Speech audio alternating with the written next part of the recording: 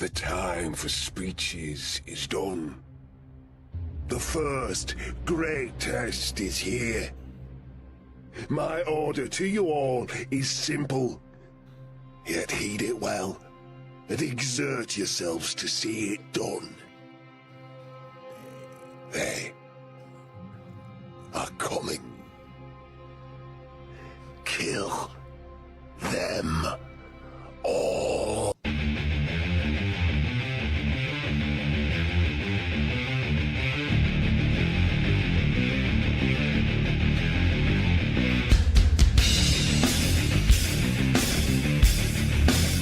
I woke up and chose violence this morning.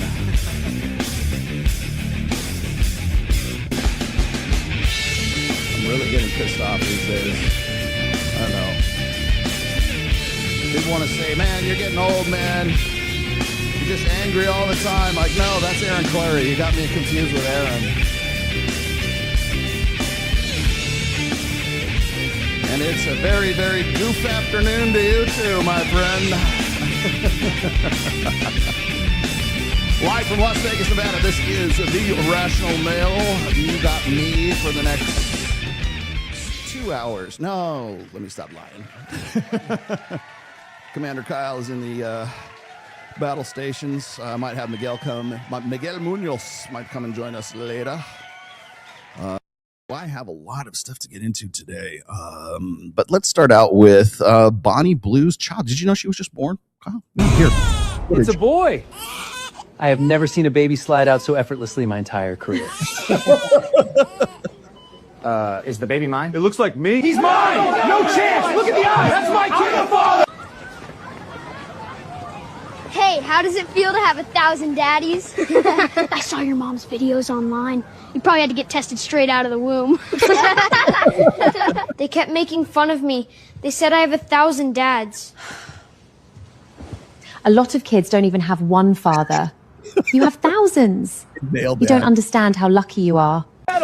Keep your balance. You're doing great. Eyes forward. Watch the curve. Step into the throw. You got this, son. We're all here for our son. There you go. Happy Father's Day. What do you see? I see a man who, can take care of me, is loving, is kind, can protect me, is good with children, is good with his family. Am I boring you? Oh, sorry. What were you saying? I was describing what a masculine man is, but clearly you don't agree with that. She was getting so emotional, so angry. Just too much anger. I don't like angry women. Don't like women. Sorry, you seem to be getting upset. Are you all right? I am quite upset, yeah, because you clearly are very, how do I say it, very up yourself, thinking you're a very masculine man. Thank you. Yeah, Thank you. You like that.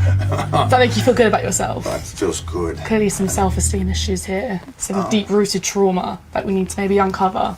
Is this a workout plan? He learned to be a man off an online university, 100%. It's more of a mental workout maybe that we can do, an emotional one. Do you know what emotions are? Yes, when I'm in the gym and I'm pumping up, it feels good. Pumping the top, mogging. Where did you learn these words? Little boys, little 13-year-old boys. Get trolled. I was rage baiting her so bad. You seem very angry now. Yeah, I am. It's very masculine. Masculine. So this is what a masculinity is then? Anger. Okay. So you've never seen a powerful woman before? I see the powerful boobs, yes. That's Michael Hurd. He lives here in Vegas too, man. I'm going to try to get him for an Access Vegas. Dude, that'd be awesome. If I can. That'd be funny. With very smart guys. Most of my friends are guys, and they're educated, they're smart, they're successful in their careers. Anybody surprised by this? And they tell me that they literally have to treat it as a second job to find a suitable partner.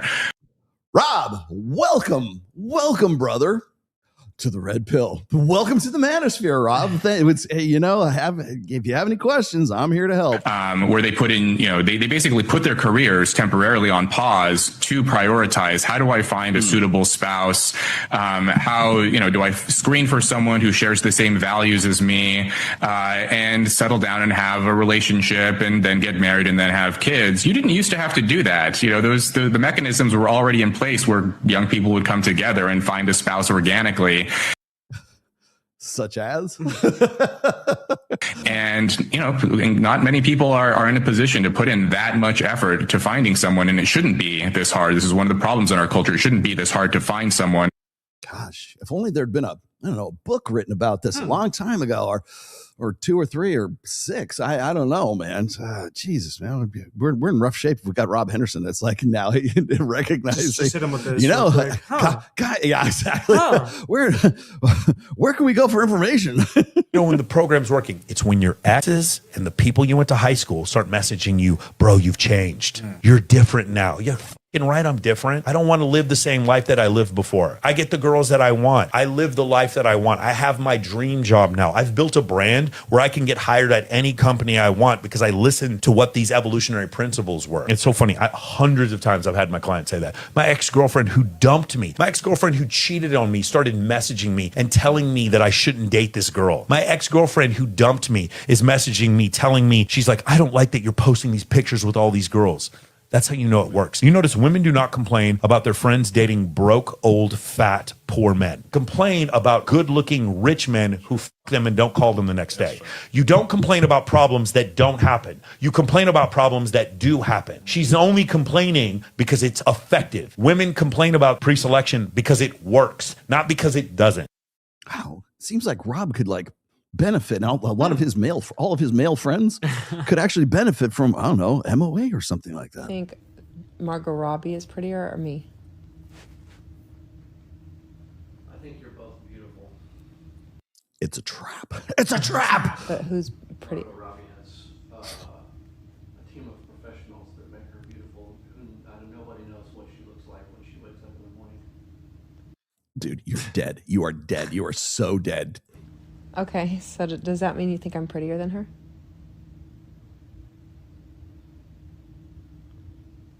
So no, you still don't think I'm prettier than Margot Robbie?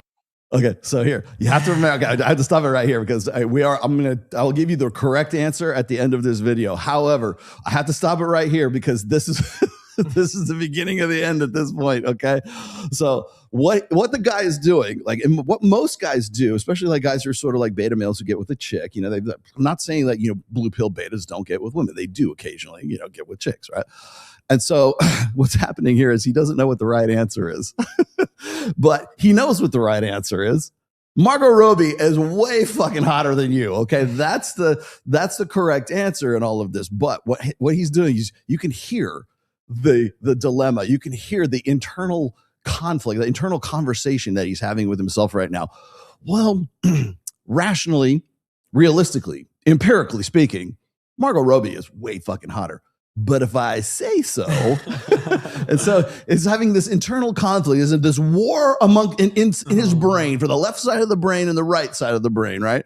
The left side of the brain says, aesthetically, Margot Robbie's way fucking hot. But the right side of the brain says, if I say that, I'm fucking done. But my left side is the empirical side, and he's like warring.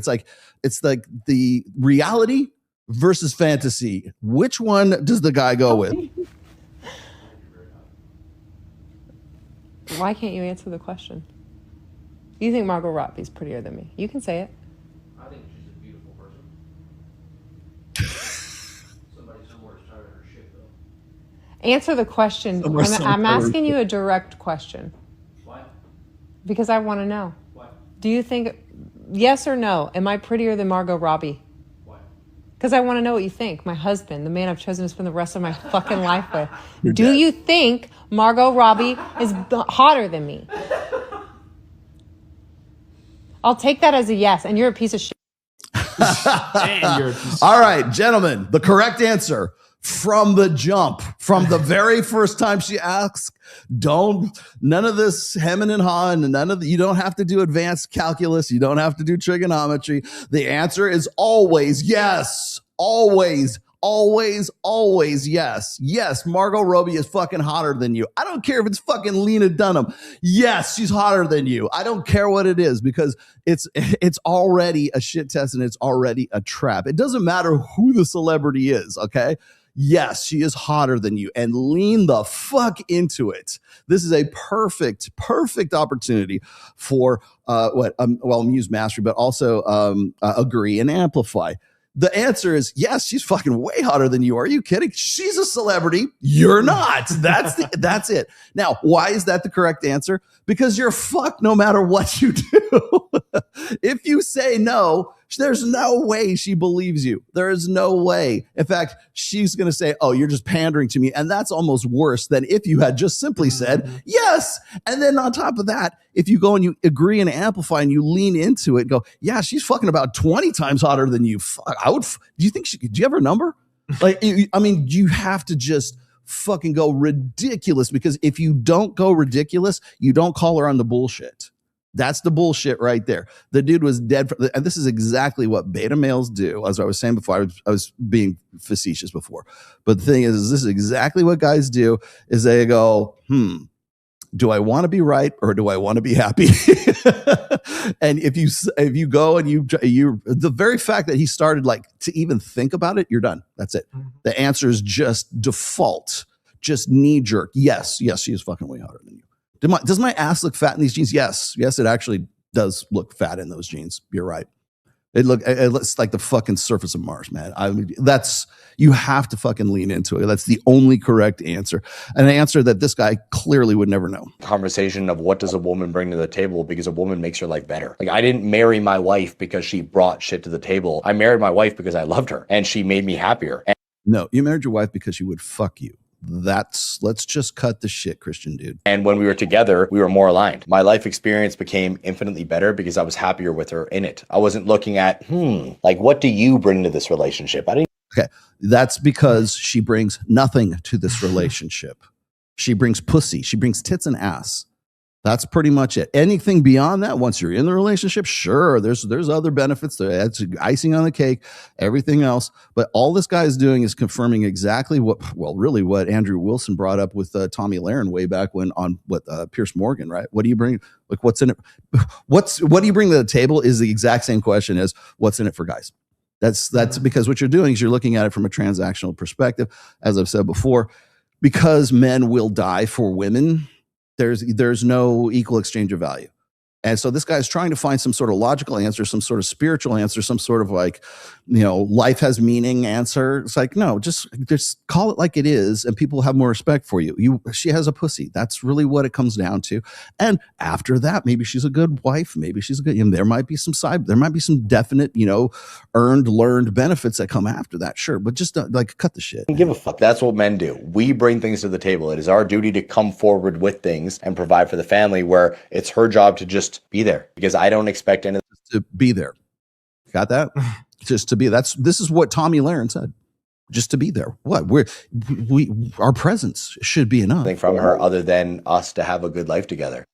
Yes, ass and titty. Here, you know what? You go to the front of the class, my friend. There you go. Where to go? Ass and titties. Thank you very much. Respect the ass and titties. Never forget the day I found out I was pregnant. And I've never said this out loud, but it was my husband's birthday. I was in total shock, complete disbelief. I didn't even want to take a pregnancy test. She doesn't have to bring anything to the table. She just has to be there at their presence, right? The other man was the one that pushed me to take a test. So when I saw that I was pregnant, it was like, no, there's no way. There's no way. This cannot be my actual reality. What there's no way is that hair is extensions. That's what no way is. Not today. Finding out that I was pregnant was a complete shock to my system. You're fucking a dude with no protection. How is that a shock to your system? And I didn't tell anyone for a long time. I carried that and held that inside for almost a year. Oh, you poor dear. The weight of that just must have been crushing. Before I shared with anybody. And it was a really rocky couple of months, because choosing to get an abortion. Just 2 fucking months, that's it? They didn't get it all the first time. And so I got really sick. And I was sick for, couldn't get out of bed for over a week. And I had a 1-year-old daughter. I couldn't share what was really happening inside, and I didn't know what was happening. I thought that my body was just reacting, and then turns out that I had to go back. And so I had to relive that experience multiple times. Well, God, I watched this whole fucking interview. Oh my God, dude. I mean, I don't wish that experience upon anybody. For me, because it was so big, because it was such an extension. Yeah, but you wished it on your ex-husband. It wasn't quick. It wasn't one moment. I was forced to really feel it, and I was forced to really slow down and process the depth of what that looked like and what that felt like for me. And now being on the other side, seeing that all of that had to happen the way that it did, because I needed the bigness and the intensity of that moment. I'll bet you did. Recognize how much it. No, now what we've done is rewarded you with a podcast interview or whatever. That's what you get from all of that. Isn't that awesome? Cool. One thing that you wish women just knew about men. That as much complexity as you feel internally, they have the same. And men feel like they're only here to perform and do. Because we are only here to perform and do. I love you, Coral, but like, this is a conversation we really need to have sometime. And provide. And you know what kills me is this. Okay. Fucking rubs me the wrong, fucking chaps my hide here, is rustles my jimmies. Is this bullshit about like providing and providing? I wrote the reason I'm getting into this, or I use this, is because I have a new article on Substack, and it's called Performance Anxiety, and it has on the cover of it is Lemmy Kilmister from Motorhead. Okay. And let me tell you something. I love how women want to tell men what their experience fucking is, and tell you this. You've been trained by society to feel like you have to perform and you're not enough. And it's like, yeah, because we're not because that's how we are. That's how it is. We are not the same. That's how we evolved. You, God damn it. And every time it's like, it's not calculus. It's not trigonometry. It's not geometry or whatever the fuck it is. It's not like, physics, man. It is addition and subtraction. It is basic fucking math. But no. You can reflect back to them what they mean to you, and invite them to share deeper parts of themselves. It's not an interrogation. It's an invitation to explore. That's the best you can give them. It's not attached to outcome or expectation. It's just of wanting to know the deeper parts of them. Okay. The only way the woman wants to know the deeper parts, actually, she wants you to reach the deeper parts of her. Yeah, that's basically what it comes down to, Coral. You want them to reach those, and they want to do the same. They want to reach those deeper parts of your body. Yes, that is correct. And not rejecting them for their truth and sharing their truth. Their truth. Okay. Now here's the thing is, like, I have to, because the next video, the last video I play is just going to be rage inducing, but this is the appetizer right here. Okay. How about I tell you what the male experience is? How about you don't tell fucking me what the male experience is, what my truth is? How the fuck do you know what my truth is? You don't. And there is no my truth. There is only the truth. There is only objective, empirical reality truth. What is true and what is false? It's not subjective. It's not per the person. But you know who it is? You know what gender says that an awful lot? Women. So essentially what you're trying, and I love you, Coral. You know I love you, and you feel free to fire back. But man, I will tell you, all this is this is like, you know how they always say, like, oh, this person is projecting. They're projecting their psychosis on me, or they have a real problem, and so they're projecting it on other people. This is like all of womankind projecting on all of mankind. That's pretty much it. And rewarding them for it. That's what I want all women to know. Yes, we perform, you reward. Basic math, 1 + 1. Most men unattractive to women. Most men are unattractive to women because most men don't take care of their appearance. They literally just leave the house wearing whatever without like taking care of their, face, their groove. So We need to perform then, correct? Swimming, all of that stuff. Most men also don't have friends too. Women care about, if you have like some sort of social circle or. I'm sorry, what? Women care about social circle? Mike Sartain? Yeah, but the problem is like that when we talk about the women not finding X amount of percentage of men unattractive, that's before they meet them. They don't know that you have friends. Social status to yourself. Women are also pickier than men are. They tend to pick guys because going on date's a bigger deal for them. They're thinking farther into the future. They're thinking about all of those other things. So the barrier is also higher. And the last and final thing is that most women need time to get to know a person before they start really being attracted to them. That's funny because like when I was in my rock star 20s, you know what that time was? About 10 minutes. Yeah, you did. You're right. It does take a bit of time. You're correct. All right. You ready for remember that Pantera song? Fucking Hostile? Yes. Here you go. Benefits all of us, especially men, because men are held to a specific standard of how they should show up, how they should have sex, how they should present as dominant in the bedroom. Definitely. And that hurts That affects them too, yes. Yes. Toxic masculinity hurts them in a lot of ways, and it hurts women and any non-man as well. We need to be telling young men, you don't have to. I'm sorry. Is that a hoe math reference? Any non-man. So there's men, women, and non-men.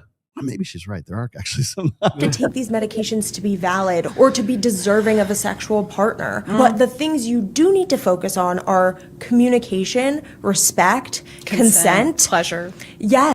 Okay. No man in the history of fucking planet Earth has ever, moralized a woman into bed, rationalized a woman into bed, respected a woman into bed, or communicated a woman into bed, okay? Let's just cut the shit right there. Now, again, I'll tell you why this is so rage-inducing here in a moment. Those are the things that are going to help you have a healthy sexuality, not the pack of honey you get at the gas station.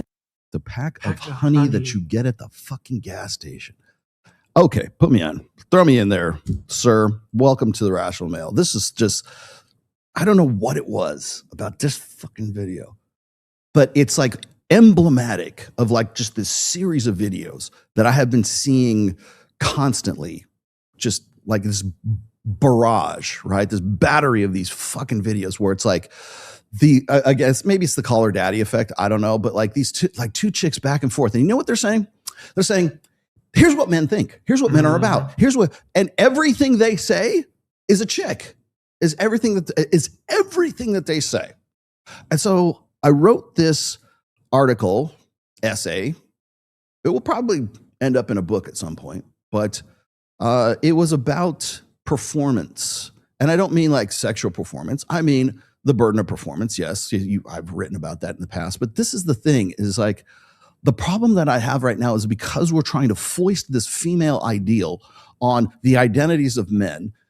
They are expected to man up, but also man down. You're asking a generation, actually several generations of men to man up when for 50, 60 years now, 70 years now, you've told them to man the fuck down. So what the fuck is it? And the problem is that they don't know. And that's why guys have to fucking step up and say, enough of this bullshit. Fuck this. This whole thing, like the reason why this pissed me off so much, and the videos, reels, shorts, whatever, just like it, is because it's presuming that women are correct and women's assessment of guys are correct. And they know that if men could just drop this toxic masculinity and they could just drop this fucking, mask, right? Oh, you've been brought up by a society that has taught you that you need to perform. No, they fucking didn't. Well, you do, yeah. But the thing is that's the problem. No, you haven't. You're going to complain about the dropout generation. You're going to complain about incels. You're going to complain about, guys not Scott Galloway, which I'll show again and again and again.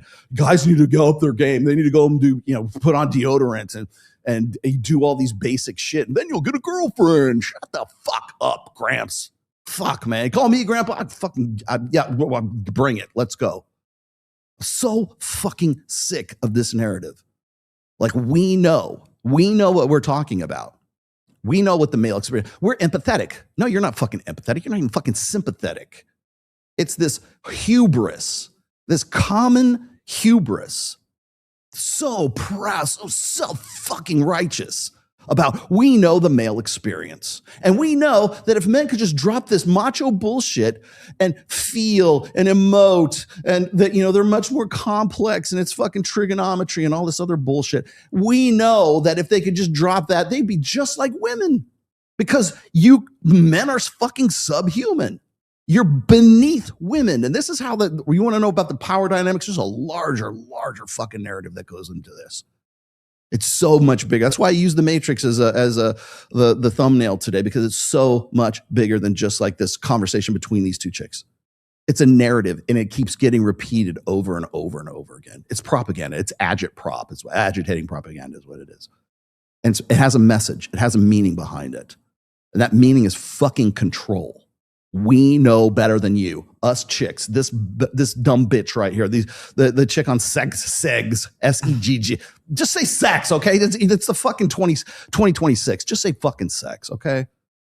I'll have more respect for you if you do. But the thing is it's like it's just this, and they don't. It's like they're oblivious to it. Of course, we know what men feel like. Of course, they're simple, just fucking mud beings, mud humans. They're just fucking subhuman animals. And if they would just drop the fucking macho side, the masculinity thing that they've been taught, you don't need to perform. Get the fuck out of here. The only thing you talk about is high value men. We can't find the right guy. We don't want to settle for fucking less. Well, how do I not be less? Perform. God damn it, man. Pick a fucking lane, man. Pick a lane. This is my opening monologue. Sorry, Kyle. Kyle's like, whoa. But it's like, for the love of Christ, man. It's like, I'm so sick of hearing this presumptive, pretentious bullshit. And if I have a message for anybody today, I'm not trying to get too prescriptive, but maybe I need to a little bit. Maybe this now's the fucking time. Maybe I need to stop being the fucking analyst and being the revolutionary all of a sudden, because who else is doing this? No one. I got to listen to these mealy mouth fucking apologists, these masculinity apologists. And it's not just chicks, it's other dudes. Oh, well, you just, well, why do, like the one before, by the way, all of these videos were hand selected, even the Mike O'Hearn. They're all hand selected. Yeah, I'm going to go through, I got some other stuff that I want to talk about today too, but it's like videos that I need to react to that are in the same vein.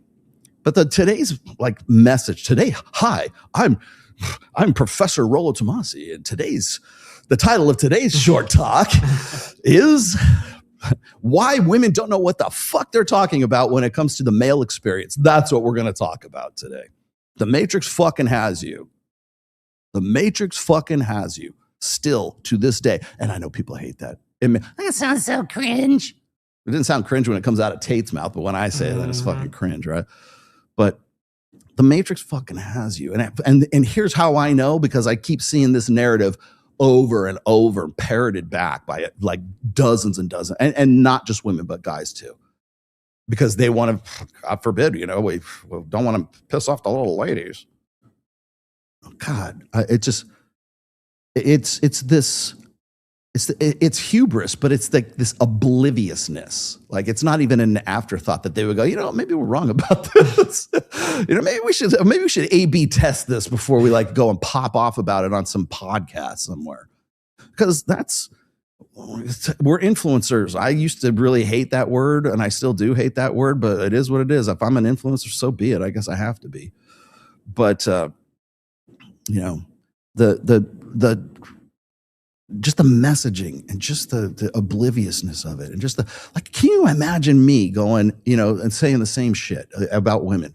Because what will happen is, there'll be some dude who wants to yin yang it, right? They'll want to say, if women are like that, but men are like that too.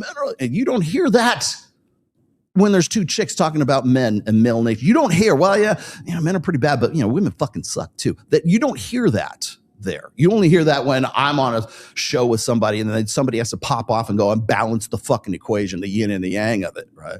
Women are wonderful, so we got to make sure that, we can't let this get too far out of hand. I don't want anybody within earshot to think that I agree with this misogynist over here. And then now I got to go and I got to see. Let's see. I got to name them off right now because it's one more message that it keeps getting repeated more and more. Rob Henderson, welcome to the manosphere. Everything this dude has been posting for the last like week and a half has been nothing but like, hey, I got some guys who are like looking for they're trying to vet for a suitable wife. They're out there, they're out there looking for a matchmaker. They're out there looking for, where does a high value man find quality women? Welcome to the man. You know what? We've been having that conversation since 2016. But I'm an asshole and a misogynist when all that happens, right? I'm the asshole. Or not even just me. Ryan Stone is the asshole. We talk about that stuff. Yeah, and then now, oh, but wait, there's more. Now we got Will Costello, who's very interested in, the alpha widow dynamic or the war brides dynamic. They're not going to call it that because they know that that's like my buzzword, right? They'll call it something else. It'll be give it some fucking Latin name. And now I don't know if you guys saw that. Did you see this? There's just was it Manosphere Daily? I have not. It's a faceless channel, although I think the guy's voice is real. Although I don't know, maybe it's just very well done. But I kind of like it. I actually subscribe to it, and so it comes up in my feed quite often. But like there is there's kind of a back and forth between Orion Taraban and this other chick who is a psychologist as well, and I guess her name is Dr. Anna, and I don't know what her last name is. Sorry, baby. But she's very anti-manosphere, and she is just gunning for Orion Taraban right now.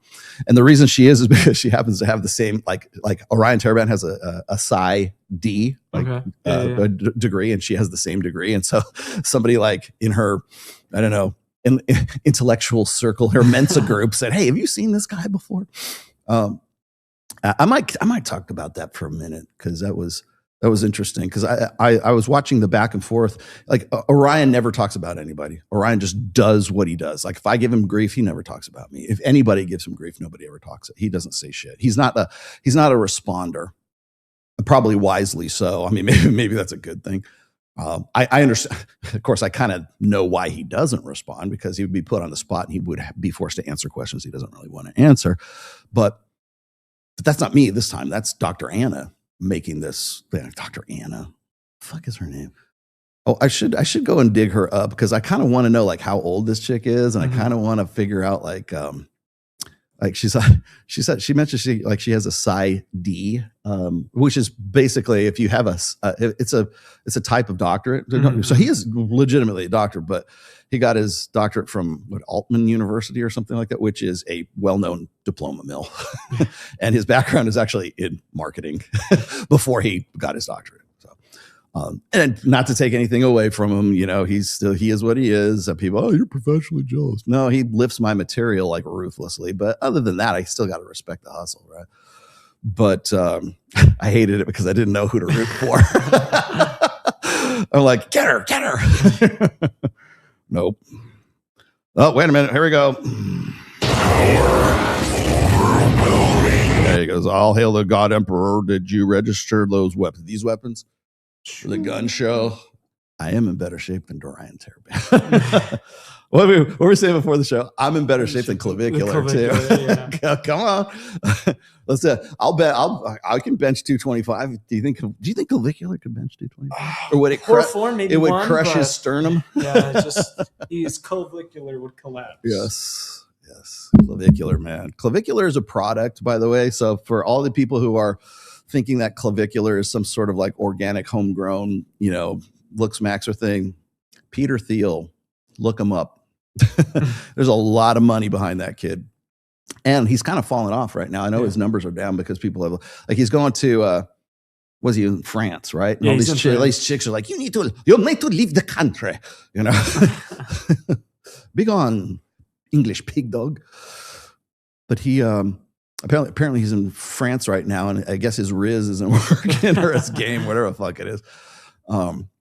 Yeah, because it's a different society. And the thing is like whether it did or it didn't, you're only going to see the bullshit because that's what's going to stick. That's what's going to go viral. Wow, Clav isn't all that. click, click, click, click, click, click, click. That's all it's going to be. He's a product. There's a lot. Sneeko is a product. Andrew Tate is a product.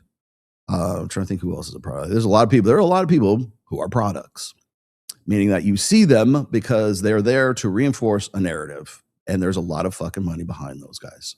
Same thing with I don't know if you've seen there's a documentary. There's an expose, I guess, on Steve Bartlett and his history, like when he was like 19 and then he was 21, he dropped out of college because he was getting into doing he was like doing influencer type stuff. And then he just was in the right place at the right time.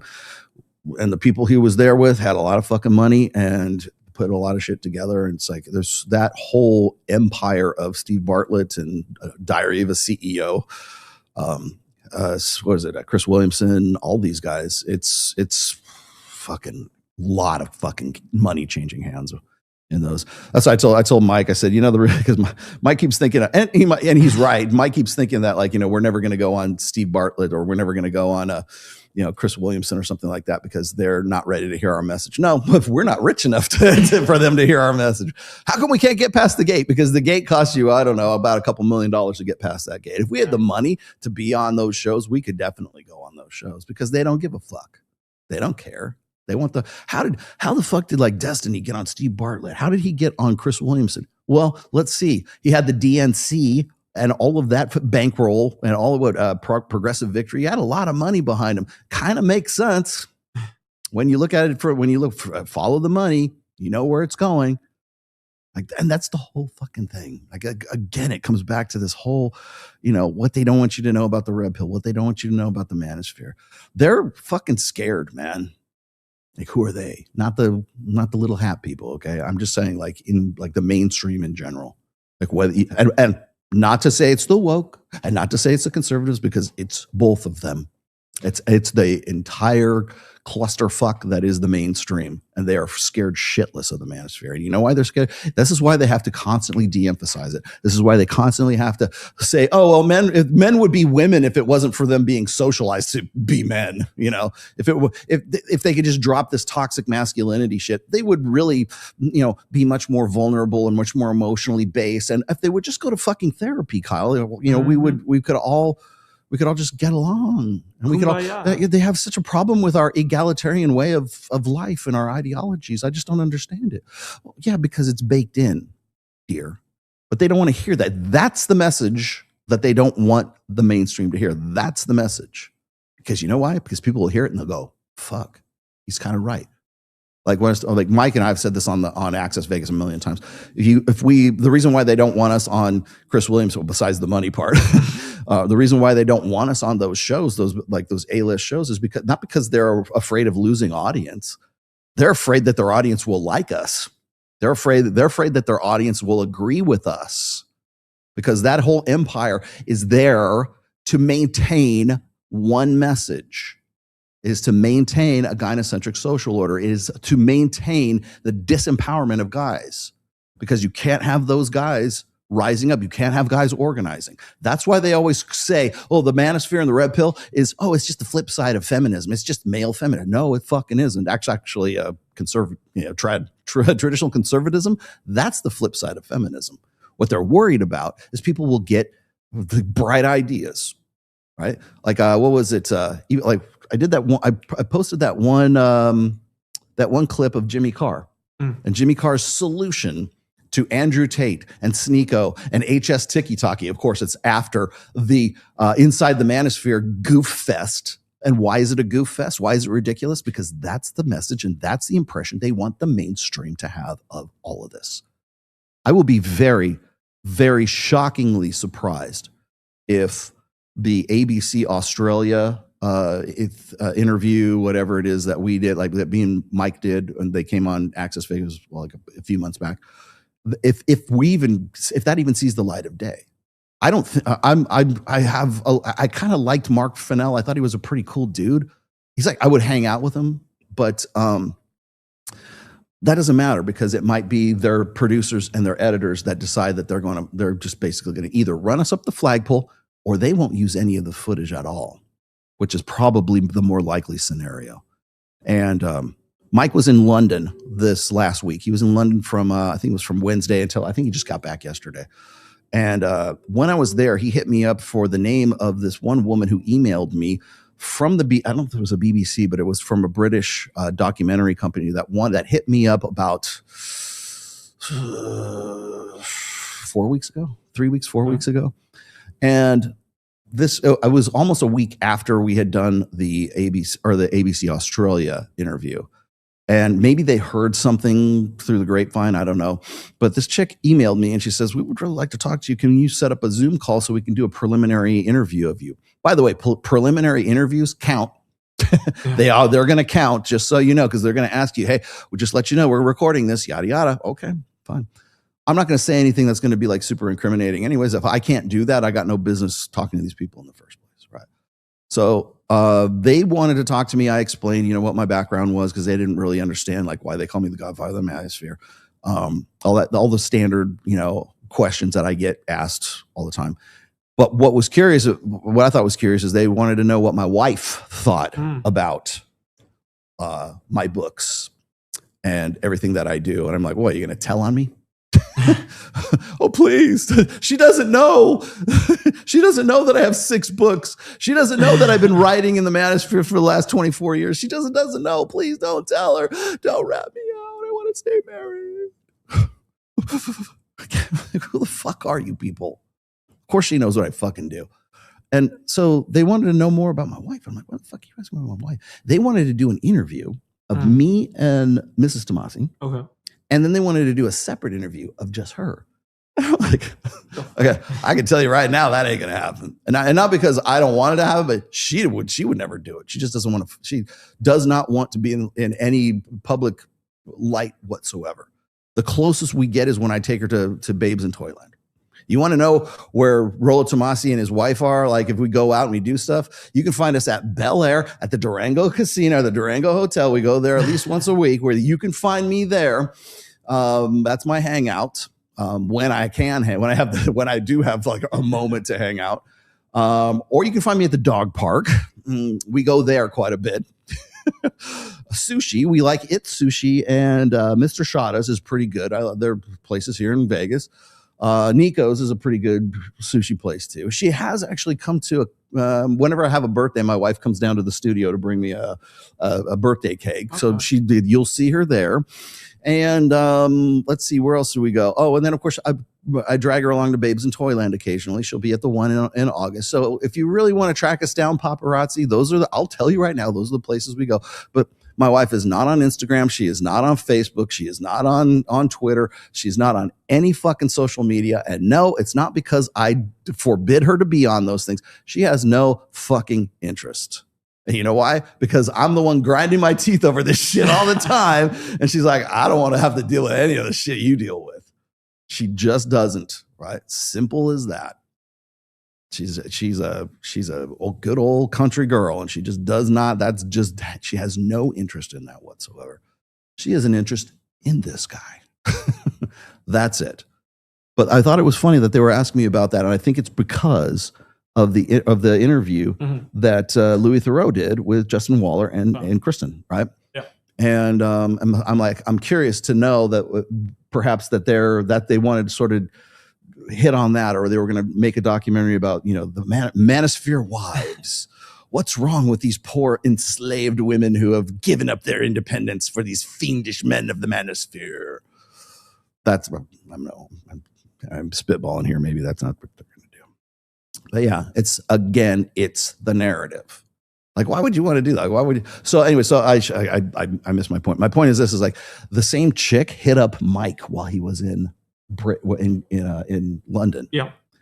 And so he says, can you give me the name of that chick that that hit you up for those interviews? And I did. He goes, okay, this is the same chick. They're definitely doing a hit piece, because apparently somebody from that film crew or whatever had either approached him or they hit him up while he was there in the UK. Okay.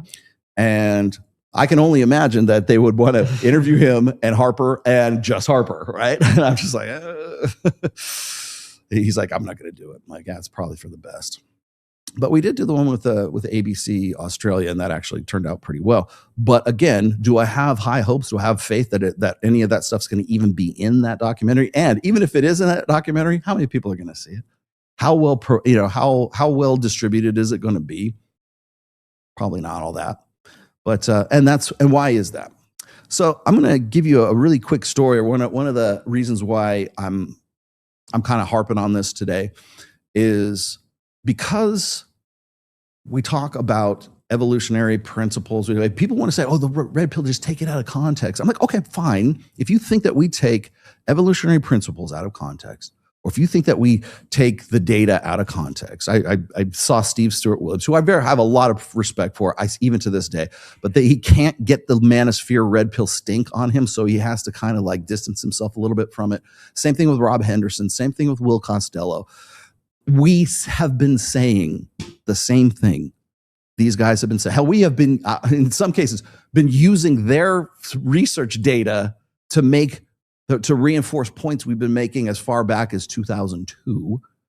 We will do that, but because we're in the manosphere, because we're in the red pill, when I talk about certain principles, when we talk about spinning plates, when we talk about dread, when we talk about alpha widows, we talk about the war brides dynamic, when we talk about alpha fucks, beta bucks, which I'm going to get into here there's another video that I have coming up.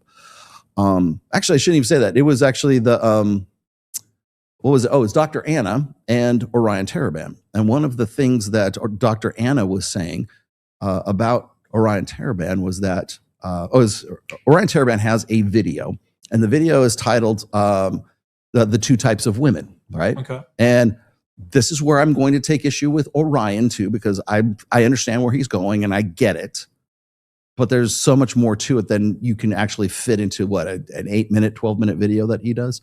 But the two types of women, as you might guess, are the kind you would want to marry and the kind you would want to fuck, right? And the kind you want to fuck are prostitutes. I mean, I'm using his terminology, his words, not mine, right?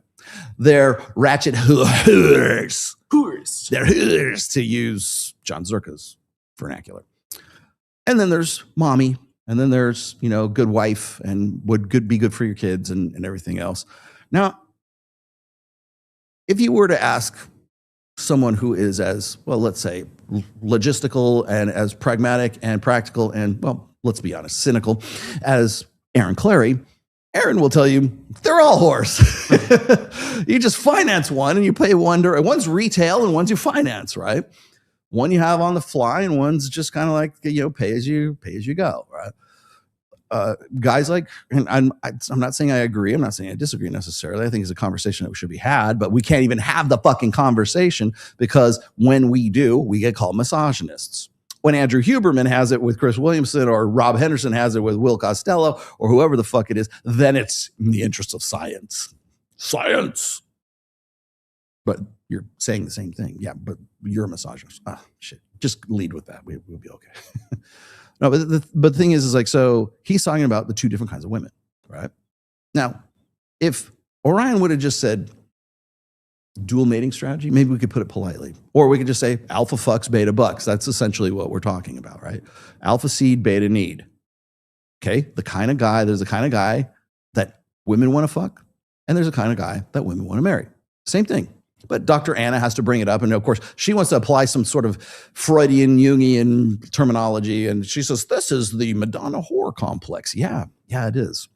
And guess what, Anna? In the Manosphere, we've been talking about this for quite some time now because there's a parallel to it when we talk about alpha fucks and beta bucks, right? So the parallel to women wanting to get with the guy that they want to fuck and the guy that they want to bring home to mom, that's also the Madonna whore, if you put a dick on it, and now it's the Madonna whore complex. Same fucking thing. But you don't want to have that fucking conversation. And you know who else doesn't? Apparently, Orion Taraban doesn't want to have that conversation in any more depth than he's willing to go in a 12-minute video. Because you know what plays to a big audience? Women are either whores or they're good wives. And it's up to you, gentlemen, to be able to tell discern the difference between a high quality woman and a whore, a ratchet whore. And I'm just the guy to tell you. Here you go. Join the captain's quarters. And of course, then Dr. Anna says, this is projection. This is the Madonna whore complex, as if like it's some great revelation. Thank you, 23-year-old Dr. Anna. Thank you, child, for, hey, they don't know this. I better tell them. It's like your kid discovering dinosaurs when they're like 5 years old. Hey, Daddy, look, there's these things called dinosaurs. Hey, there's this thing called the Madonna whore complex that they don't know, and I better tell them. No, we've been talking about it for 25 fucking years. You weren't even a fucking single-celled organism when we were talking about this shit. That's why so this, again, all this convoluted bullshit, it's all meant to distract. And the reason why is because they have to downplay the manosphere. They have to downplay the red pill. They have to make a big fucking fat issue between I don't know, Sneeko and HS Tiki-Taki and Andrew Tate and whoever else. Oh, and Dr. Anna and Orion Taraban and Myron and Nick Fuentes or whoever the fuck it is. It's all meant to fucking distract from the truth that they don't want you to know. The fucking the end result that they're afraid of is that guys are going to organize. Guys are going to fucking seize power. Guys are going to come back and demand and take fucking authority. They're going to seize authority. Nobody gives you authority. You seize authority. You take fucking authority. That's what they are scared shitless of right now, which is why that's why there has to be shame. That's why there has to be little cutesy words like toxic masculinity. That's why there has to be, oh, you're a misogynist. You're not a misogynist. That's why you have these ambiguities, these ambiguous definitions for whatever the fuck it is that we're talking about. That's why you have to say, well, men really aren't authentic, because if they were authentic, they'd be more like women. The mask of masculinity. He has to wear this mask and he has to put on these clothes. He has to perform. And if he could just let it all down and he could just be himself and be the guy who let down his hair and, just, I don't know, get in a drum circle or a fucking sensory deprivation tank or, sniff fucking incense and patchouli oil and feet. If you could just be if they could just do all that, you would find out that they're really egalitarian, wokesy feminists just like us. Because of course it is. What other answer could it be? They're oblivious to anything. They have no insight. They have no cognitive, understanding of anything outside themselves. Again, it goes back to female solipsism, which I've written about so fucking long. Women are innate solipsists. What is Roll talking about? Solipsism. Go look it up. Give me the definition of solipsism. It's easier if I just read that. It's like nothing outside of women or the female experience exists. There you go. Solipsism is the philosophy idea that only one's mind is sure to exist, rooted in the Latin solus, ipse self, so alone self. It suggests that anything of any or knowledge of anything outside your own consciousness, such as external worlds and other people's minds, is inherently unprovable. Meaning that you're the only thing that exists in the fucking universe, right? This is the philosophical perspective of this. What I'm talking about is sort of the practical expression of this. Women are innate solipsists because they have to be. It's a survival tactic. You want to know why women have the alpha widow, or they have the war brides syndrome, whatever dynamic. The war brides dynamic. Nothing else. It's like main character syndrome. Yeah, Male. character syndrome. That is as modern a definition as I can put on solipsism. I'm player one, and that's player one. Nothing exists. Everybody else that exists outside myself is an NPC. Is an act. I'm the main character, and all these they're supporting actors and actresses. And the reason for that is because women have to have that mentality, because if they don't, they can't obsessively take care of the children. They can't. You want to know why women are obsessed with long-term security? It's because they are the vulnerable sex, and from the time that we're in our ancestral past, women have had to band together, have had to develop these mental firmware, where everything exists to be about them. Because if they can't obsessively be about that, then the species doesn't survive. We have to be able to take care of the child and take care of the mother that is nurturing that child. The child on its own can't live.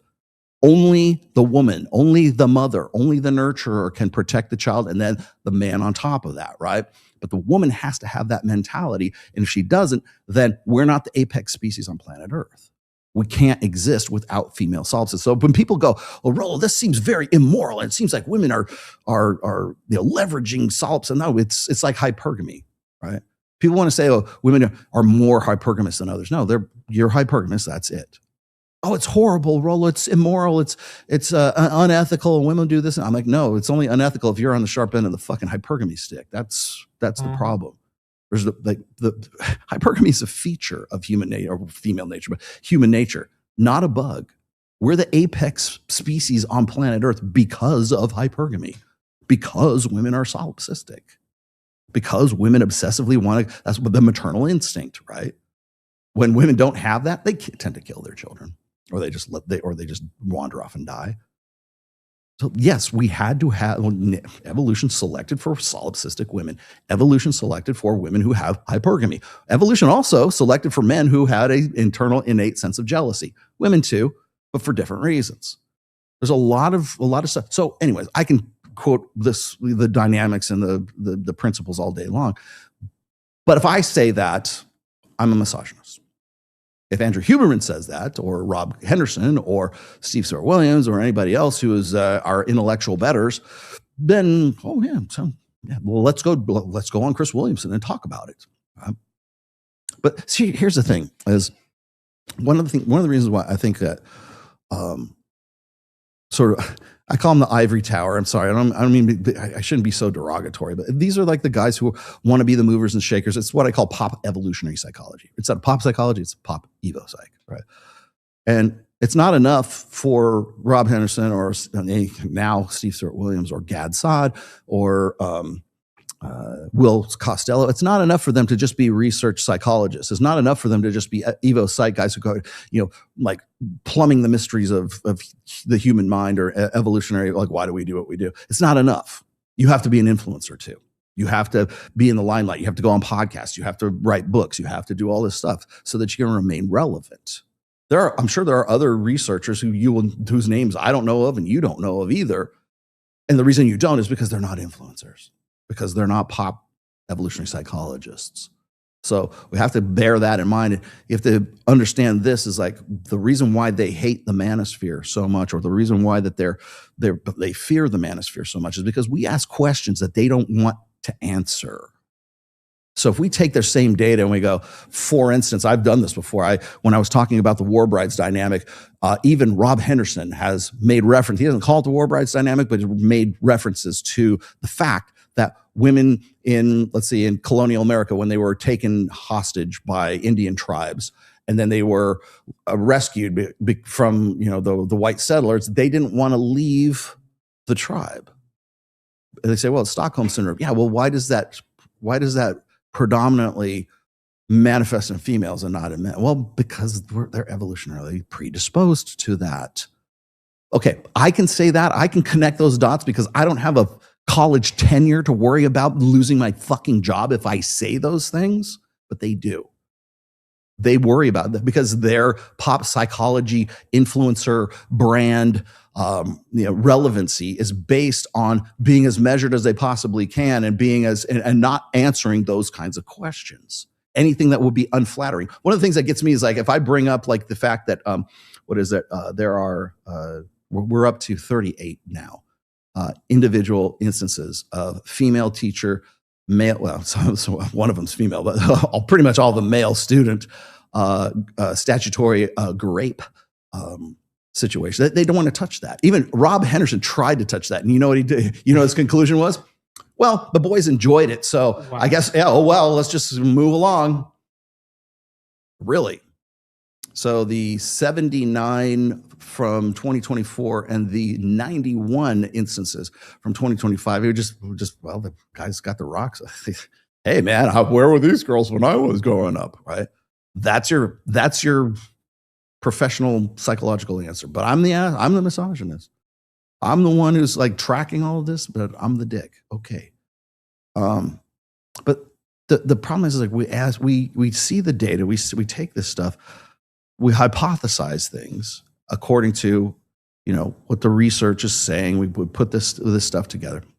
We ask questions that they just simply don't want to answer because it's inconvenient for them to answer it. It's inconvenient for them to say, well, yeah, maybe female nature is kind of fucked up, or maybe female nature is actually like this. They don't even have to say they don't even have to make a judgment call, just to confirm that female nature is like that. Like one of the, as you guys know, I still have the video now. I won't play it because I feel like I overplay it. But that one conversation between Chris Williamson and Andrew Huberman, and they're talking about how it's beneficial for men to take a woman to 3 different locations during a date because it provides continuity. You feel like you have an adventure. There's an association that goes along with that. And Huberman is saying, it's really, I would suggest you do this because then you can actually make a better impression on a woman. Bam. Then Chris Williams says, oh, yeah, those guys back in the pickup artist days, they weaponized this. It's exactly the same fucking dynamic in 2026. But back in 2009, 2005, Mystery does it and it's weaponized. Why? Were they wrong about this? No, they weren't fucking wrong.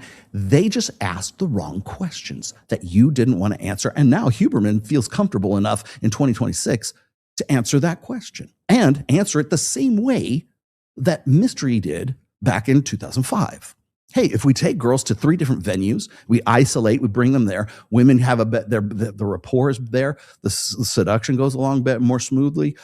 Women, and by the way, seduction in a clinical sense, right? But they see that as manipulative and horrible because they think that those guys are just there to just get their notch counts up, right? And maybe some of them did, but it still doesn't disqualify the phenomenon. It doesn't disqualify that dynamic. But when we say it, it's false, and you're taking this evolutionary psychology data and you're perverting it. No, we're not, because Andrew Huberman takes it and he says the same thing. Is he perverting it? No, he's not. You just don't like where it's coming from. You just don't want to answer the question. You don't want to agree with the interpretation that the manosphere has of the same data that in some cases you even fucking produced.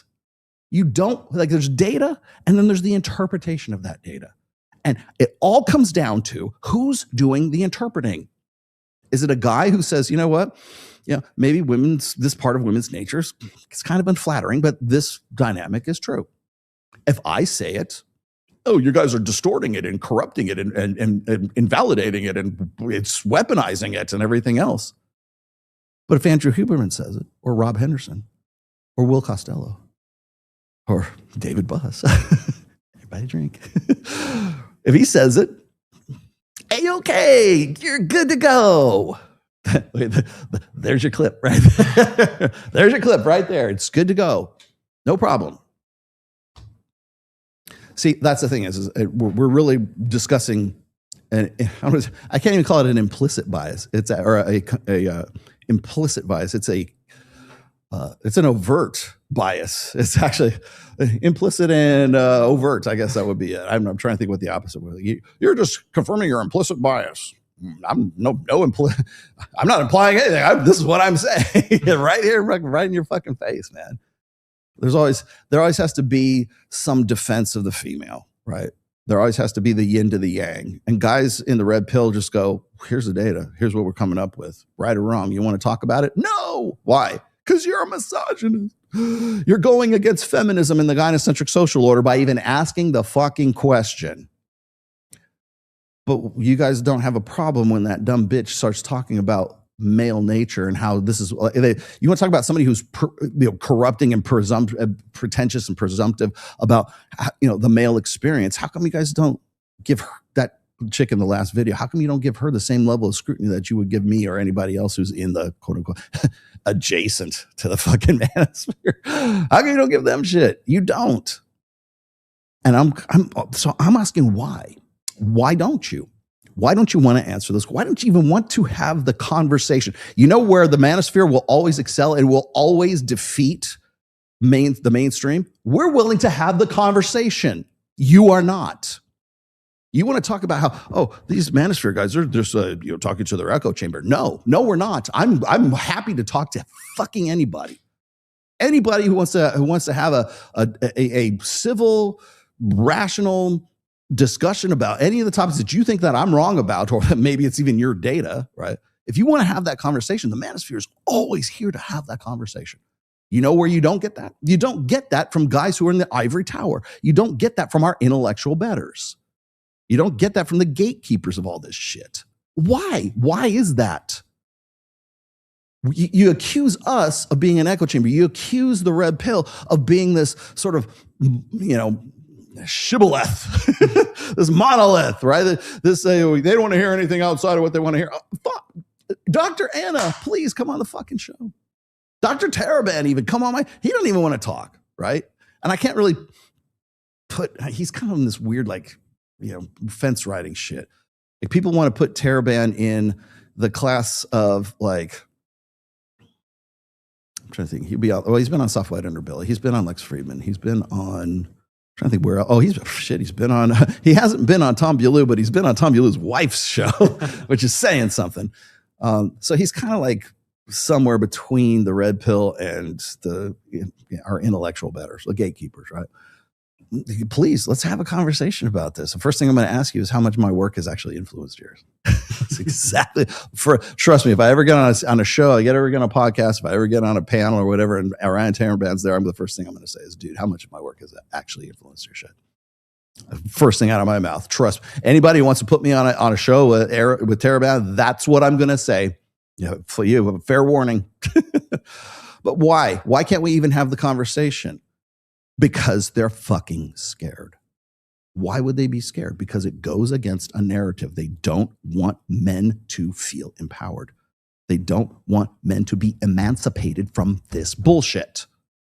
Now, the story I was going to tell you about the emancipation part here is there's a really great book, and I've mentioned it on a few occasions, and it's called Alpha God by Dr. Hector Garcia, another evolutionary psychologist who is also very woke and very feminist, I hate to say. But the dude is a consummate statistician, and that book was fucking fantastic. So I got to give him props for the actual substance of the book. Alpha God, Dr. Hector Garcia. In there, and I forget which chapter it was in, but in there he tells this one story. And it's about the Spanish settlers that came over from Spain, and they were they're colonists, right? They're colonizing Mesoamerica, right?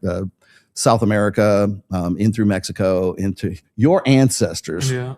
And the first thing that I think it was the Jesuit priests, I think that would be Jesuit, came over. The first thing they did with the native Aztecs, Mesoamerican tribes that were there, the first thing that they did was they emasculated the men. Mm-hmm. The ones that they didn't kill outright, the ones who would have been leaders, instead of actually going and killing off all of them, what they would do is they would ridicule, they would emasculate these guys, they would make them wear women's clothes. Uh-huh. They basically turn them trans, right? They would go into, and the more masculine the guy was, the more ridicule they cut off his dick. They would do whatever, to the point where a generation, close to a generation, you got the women who are the tribal women there. They don't find their own menfolk attractive anymore because the Spanish colonists have specifically, calculatedly demasculized and emasculated the tribe, the men in the tribe. So those guys don't look like they would be arousing, or they're weak. But you know who looks strong?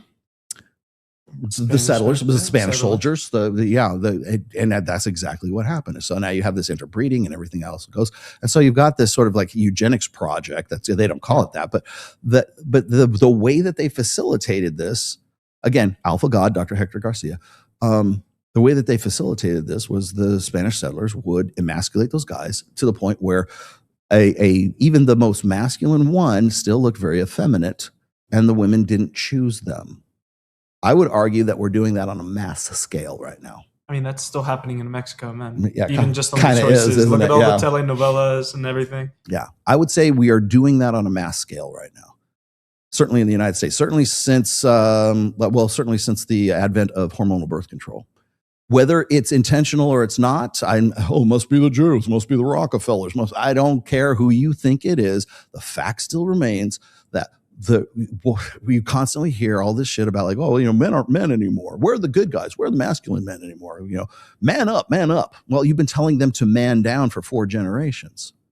You've been emasculating them. You've been de-emphasizing, shaming that. You don't even want to legitimize the fact that masculinity might actually be authentic. So what do? We pretend that masculinity is a mask. It's an act. It's performative. Masculinity is performative. What does that mean? Oh, what is it like? What is it? Live action art? What is it? It's is an art installment. And so we don't like women to the point where female feminists like dyed in the wool. Like, was it Gavin Newsom's wife? Like that kind of feminist. Those are the Jesuit priests. Those are the settlers coming over here and emasculating not only the existing population, but their own kids, their own sons. They want them to be women. Because what did I say in the beginning of the podcast? That we are emasculating guys. We're demasculinizing, I guess, for be a better term. I don't want to say gelded or emasculation is emasculation is like cutting the dick off, right? Is that it? Or I know that's gelding. The gelding is what's the when you take the balls off some guy, there's a different word for that. It's like forget it. Anyway, castrate. Yeah, castration. You're castrating your own sons. You're castrating a generation of guys. You're emasculating a generation of guys. You're turning them to eunuchs, but they're not even eunuchs because that wouldn't be good enough. They've got to be women. And in some cases, maybe they want to actually take hormones and turn themselves into females, right? So essentially what you see is it's not like, this is what gets me is like, whenever I hear these conversations about feminism did this and feminism did that and it's actually good for guys too. No, it fucking isn't. Because it's always been the same message. It's always been a hate movement. It has always been the same thing since Seneca Falls, 1849 with Elizabeth Cady Stanton, right? Started right there. Oh, the waves of feminism, the first waves. No. Suffragettes were just as fucking bad. The same fucking mentality. All it is a power grab. It's always been that way. And that's why I laugh when I see like Dr. Richard Reeves saying, well, it doesn't have to be a zero-sum game. Doesn't mean we have to like disempower women to empower men. No, actually it does, because that's how women got there in the first place. It was a zero-sum game. And it's a zero-sum game, not because you don't want it to be, but women won't allow it. That's why. So it's a zero-sum game. Your enemy won't let it not be a fucking zero-sum game. And by that, I mean this woke, I'm not saying women are the enemy. I'm saying the ideology, like the woke ideology, won't allow that.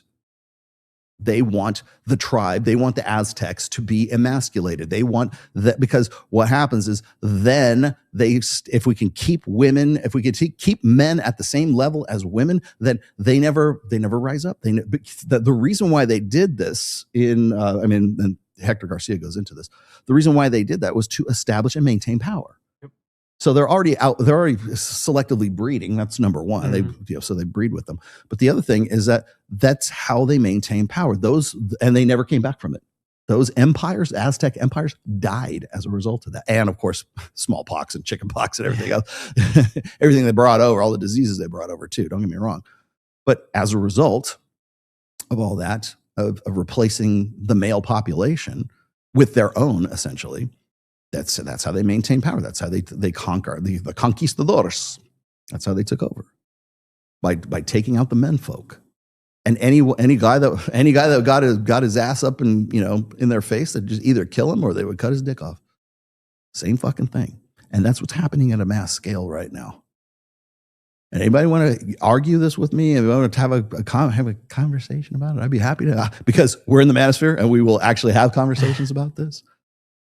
That's where that's the operative point here. And nobody's, to my knowledge, only Rollo Tomasi is bringing this up. I'm the only one that's talking about this right now. You might hear some, I don't know, maybe your favorite ortho bro is sort of hinting at this right now, but I'll tell you right now, they're not bringing it up in the the historical sort of, I don't know, social re-engineering perspective that I'm sort of I'm going to have to write about this. I'm sorry. It's just the way I am. But that's that. You want to know when we talk about feminism this and feminism that? Feminism is just egalitarianism. It's just the female psyche. It's just the fucking way that it is, man. Anyways, let me get to these. I got 3 or 8 of these. Here we go. Between ovulatory shift, mate choice copying, 25% on lifelong hormonal birth control, social isolation, state-sponsored or otherwise, only the socially adept and well-informed have sexual encounters. Yeah, I would say so. People who care enough to do that. See, and that's a good fucking question. That's pretty timely now that I think about it, because it's not enough to geld you. It's not enough to say the correct way of thinking, Johnny, is to think like your sister Sally. Watch, mom knows best. Hell, even in the churches right now, it's like, if mom ain't happy, God ain't happy, right? Women are closer to God. Anybody, you know where that quote comes from? It comes from Doug Wilson. Yes, Pastor Doug Wilson. Women are closer to the Lord. They're the mediary for men. You poor little groveling pieces of shit. If you want to go and you want to approach the Godhead, you got to go through the bitch first. You got to go through your wife first. Her approval. You know, it's like remember how they used to was the Sanhedrin and like the Pharisees and the Sadducees and stuff like that. You used to have to go through them so you could like appeal to God. Now it's chicks. And it's not the Jewish priests or anything like that. It's exactly. It's the chicks. You got to go through mama. You got to go through your wife. You got to go through the brothel. You got to go through the female, the feminine to talk to God. Wow, what a fucking effective form of social control that is. You want to ensure your power? I can't think of a better way. And especially you guys are all fucking up in your demons are real. Your metaphysical horse shit. Your goddamn, pull your fucking head out. Look around. The Matrix fucking has you. Stop talking about UFOs and fucking extra dimensional beings and the world is flat or the fucking moonshot was fucking fake. Stop it. You got bigger fucking problems going on. The world is burning around you and you're worried about that. This is fine. Like the meme, this is fine. Yes. Like, stop it. Like you guys already know where the end message of this is going to be today. It's like people are scared of the manosphere. This is why they're scared. This is why people don't want you to know about the red pill. They don't want you to know about the fact that, gee, these guys are asking questions, and I think they're pretty interesting, and I would like to know what they're all about. Like, I think it was Ed Lattimore, who I actually like quite a bit. He's kind of like fallen off recently, but like one of the things Ed Lattimore told me, and was it 2018 when I had an interview with him? He said the red pill is like teaching slaves to read. I'm like, yeah, that's why they hate that's why the Matrix hates the manosphere. That's why they hate the red pill, because it asks questions that they don't want. They know the answer. They don't want to answer it. They don't want to come to the same conclusions. If I go, if this and this are true, then wouldn't this be true? This part, wouldn't this be true? That's what they don't want to answer. They know how you got to it. They know how you did the equation. They know how you came from A, B, and C, and now you got D. They know that. They just don't want to. He's kind of right. Like, that's why I'm going to mercilessly ride Rob Henderson and Will Costello and all the rest of these guys who come up with exactly the same conclusions that the red pill's been coming up with for, over 2 decades, 24, 25 years now. I'm going to I'm going to shove your fucking noses in it. Every time you come up with something, I'm going to go, gee, you called us a fucking misogynist. Are you a misogynist now? Welcome to the red pill, circa 2010. Welcome to the manosphere. Rob Henderson would never say he's part of the manosphere. He's part of the manosphere. Andrew Huberman, part of the manosphere.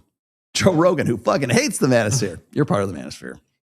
I'm only like repeating what Mike said. Like a lot of these guys, because it's not that you would want to be in the manosphere. It's just that the counter manosphere, the anti-manosphere, the gentle manosphere, they're going to put you in. You're already lumped in. Theo Vaughn, welcome to the manosphere. Jordan Peterson, wherever you are.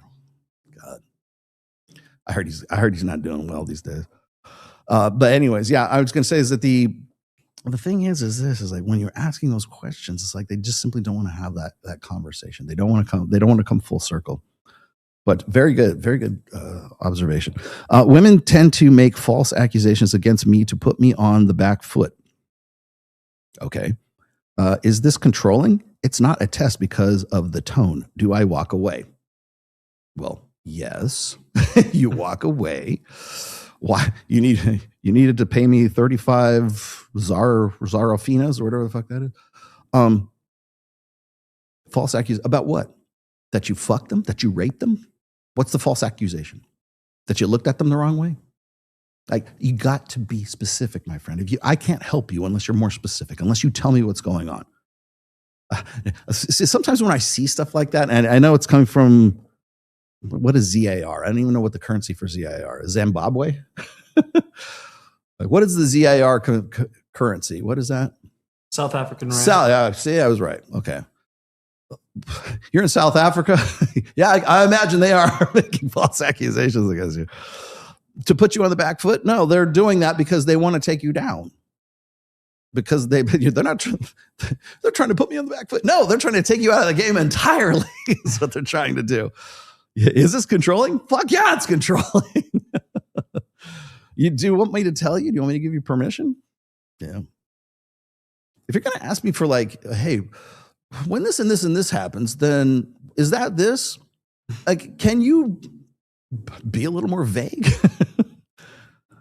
As a PUA teaching students, pickup artist, teaching students, I've noticed that men resent doing things that work. Yeah, that's actually part of the 5 stages of unplugging, by the way, because they want it to work the way they want it to. Laziness is a big issue. Yeah, well, that's always going to be a big issue. People want a magic bullet. They want it to be. They want to play the game on God mode, and then they realize it's not fun to play a game on God mode, right? And you can't give them that anyways. But yeah, so the reason why I brought that up is that it's in my first book. It's called The 5 Stages of Unplugging. One of them is like acceptance. The acceptance phase that's the funnest phase, actually, because the guys are like, "Damn, this actually works." Yeah, women are that shallow. Yeah. They, well, if it works, it works. And I'm not saying it's good or it's bad, but it is what it is. But that's always the funnest phase to me. I go through this with like guys in Reignite, or if I'm working with somebody like doing personal counseling, stuff like that. They're like, because you had to push them past the denial phase and you had to push them past the anger phase. Yeah. And then they finally get to acceptance. And so all the shit, they're like fighting you and like you're scratching and beating each other up because it's like he's angry and pissed off. I can't believe it's actually like this, because they're mourning the death of who they used to be, right? But when they finally accept it, they're like, so I gotta wear black nail polish and wear a feather boa. No, you don't. But it works. I can't believe women are actually like this. Sorry. And the reason why that freaks them out is because they've been taught from a very early age that women shouldn't actually be like that. But it does work. And then, of course, what will happen is then people will qualify it. So if a PUA tactic, or whatever you want to call it, a PUA like dynamic concept, whatever, you put it into practice and you see that it works, the people who are in denial still will say, well, it only works because she's a trashy, ratchet club whore, right? Mm-hmm. And then they'll see it work on the girl at Bible study. Sorry. Yeah, you're right. They don't want it to work the way they want it to. So what do? They qualify it. You're correct. Very good. Well done, Dano. Dano the Mano. Feel free to come back, Dano the Mano. In fact, you did. State-sponsored sneaky fucker syndrome going around. Yes, that is indeed the case, especially in the social media age. All hail the God Emperor. I got to you already. Thank you very much, Sir Mr. Jason, who follows me on Instagram. Do you also stream on Kick? Yes, I'm streaming. Oh, glad you asked. I'm streaming on Kick. I'm streaming on X. I'm streaming on Twitch to the 2 people that are watching on Twitch right now. I'm on, of course, I'm on YouTube, and I'm also streaming on Facebook right now. The only places that I should be streaming that I am not is Rumble and Substack, which for some reason choked at the beginning of the show. So I got to figure that out. I'm trying to multicast right now, but yes, I am on Kick. So please subscribe to this channel because I need more subscriptions. I don't know if I'm still think I'm like locked. I can't get more subs and I can't get less. But now that YouTube has said that subs are basically meaningless, I don't care. I don't care if you have 1 million or you have 10,000. because all that matters is the quality of your content. Maybe that's kind of like liberating when you think about it. Yes, I do stream on Kick though. In fact, I'm streaming on it right now. All you got to do is look up The Rational Male. Okay, you'll find it. If a woman, it's Will. Hey, what's going on, man? Will is a friend from Twitter. If a woman can get with the best man she sees as the alpha and lock him down, is this when socially enforced monogamy appeals to her? Yeah, I honestly am sure. How socially enforced monogamy can be done today. Okay, well, since you gave me $20, you get the Cadillac treatment. And it's Will. Socially enforced monogamy, the only reason anybody even talks about that right now is because it got popularized by Jordan Peterson 2019, somewhere around there. And boy, did people lose their shit. Man, women lost their shit when he brought up socially enforced monogamy, which they took completely the wrong way, which they had thought that society is going to force me into monogamy with somebody I don't want. It's going to be like Gilead in The Handmaid's Tale. No, that's not what it is. It's actually a social, sociology term is social enforced monogamy. What it means is that the proper way of let's say fucking and reproducing and family creation is one man, one woman. Right? Been that way really since agrarian times. If you look back in the Old Testament when everybody was a nomad and Father Abraham had 2 wives and God knows how many maid servants. I'm accepting applications for maid servants right now, just so you guys know. As long as you call it maid servants, you're all right. But pre-agrarian, okay? So you're looking at herdsmen. You're looking at different areas. Like for some societies, depending on the geography, sometimes monogamy worked. Probably not for the Middle East, but then later on it became. It just depends on once populations became greater and people relied more on farming and agrarian societies, then monogamy became something of one man, one woman. It made sense, right? And then you look at polygamous societies tend to be more chaotic. Let's just say they tend to be more war torn. Even to this day, polygamous society, and I mean polygamy in the sense that a guy can have 4 wives. And I'm not shitting on Muslims because I know you can do that, but tend to be a little bit more chaotic. Let's just say that. You want to know why the Arab Spring? You want to know why the Arab Spring was such a clusterfuck back 2013? It's because you had all these fighting age men, 18 to 23-year-old guys, and they couldn't find a wife. They had no pornography, and you can't fuck unless you're married, right? But then they see their uncle or their best friend or something down the street has 4 wives and he's got cars and everything else, and there's no way they're ever going to be able to do that because of the way the economy is. Well, guess what? It's time to fuck things up. Same idea, same principle. So monogamy, socially enforced monogamy, doesn't mean actually society is enforcing monogamy. It means that those are the social norms, right? That monogamy is the way we do things, and polygamy or anything that is not monogamy is deviant from the norm that is monogamy. So socially enforced monogamy means that you're not shamed if you're in a throuple. Right? You're not shamed if you if you have a hot fucking girlfriend and she brings girls into your bed. That's not exactly monogamy, but it's not monogamy either, right? But that deviates from the norm of clothes on his end, clothes on her end. You guys have heard me say this a million times. But try not to lock in too much on the term socially enforced monogamy. So, and no, it doesn't mean prearranged marriages, although it could in certain societies, I suppose. But again, it's still based on monogamy. If, let's say for sake of argument, I happen to live in a society where polygamy is allowed, but my father has to pick out all of the 4 women that I get to fuck.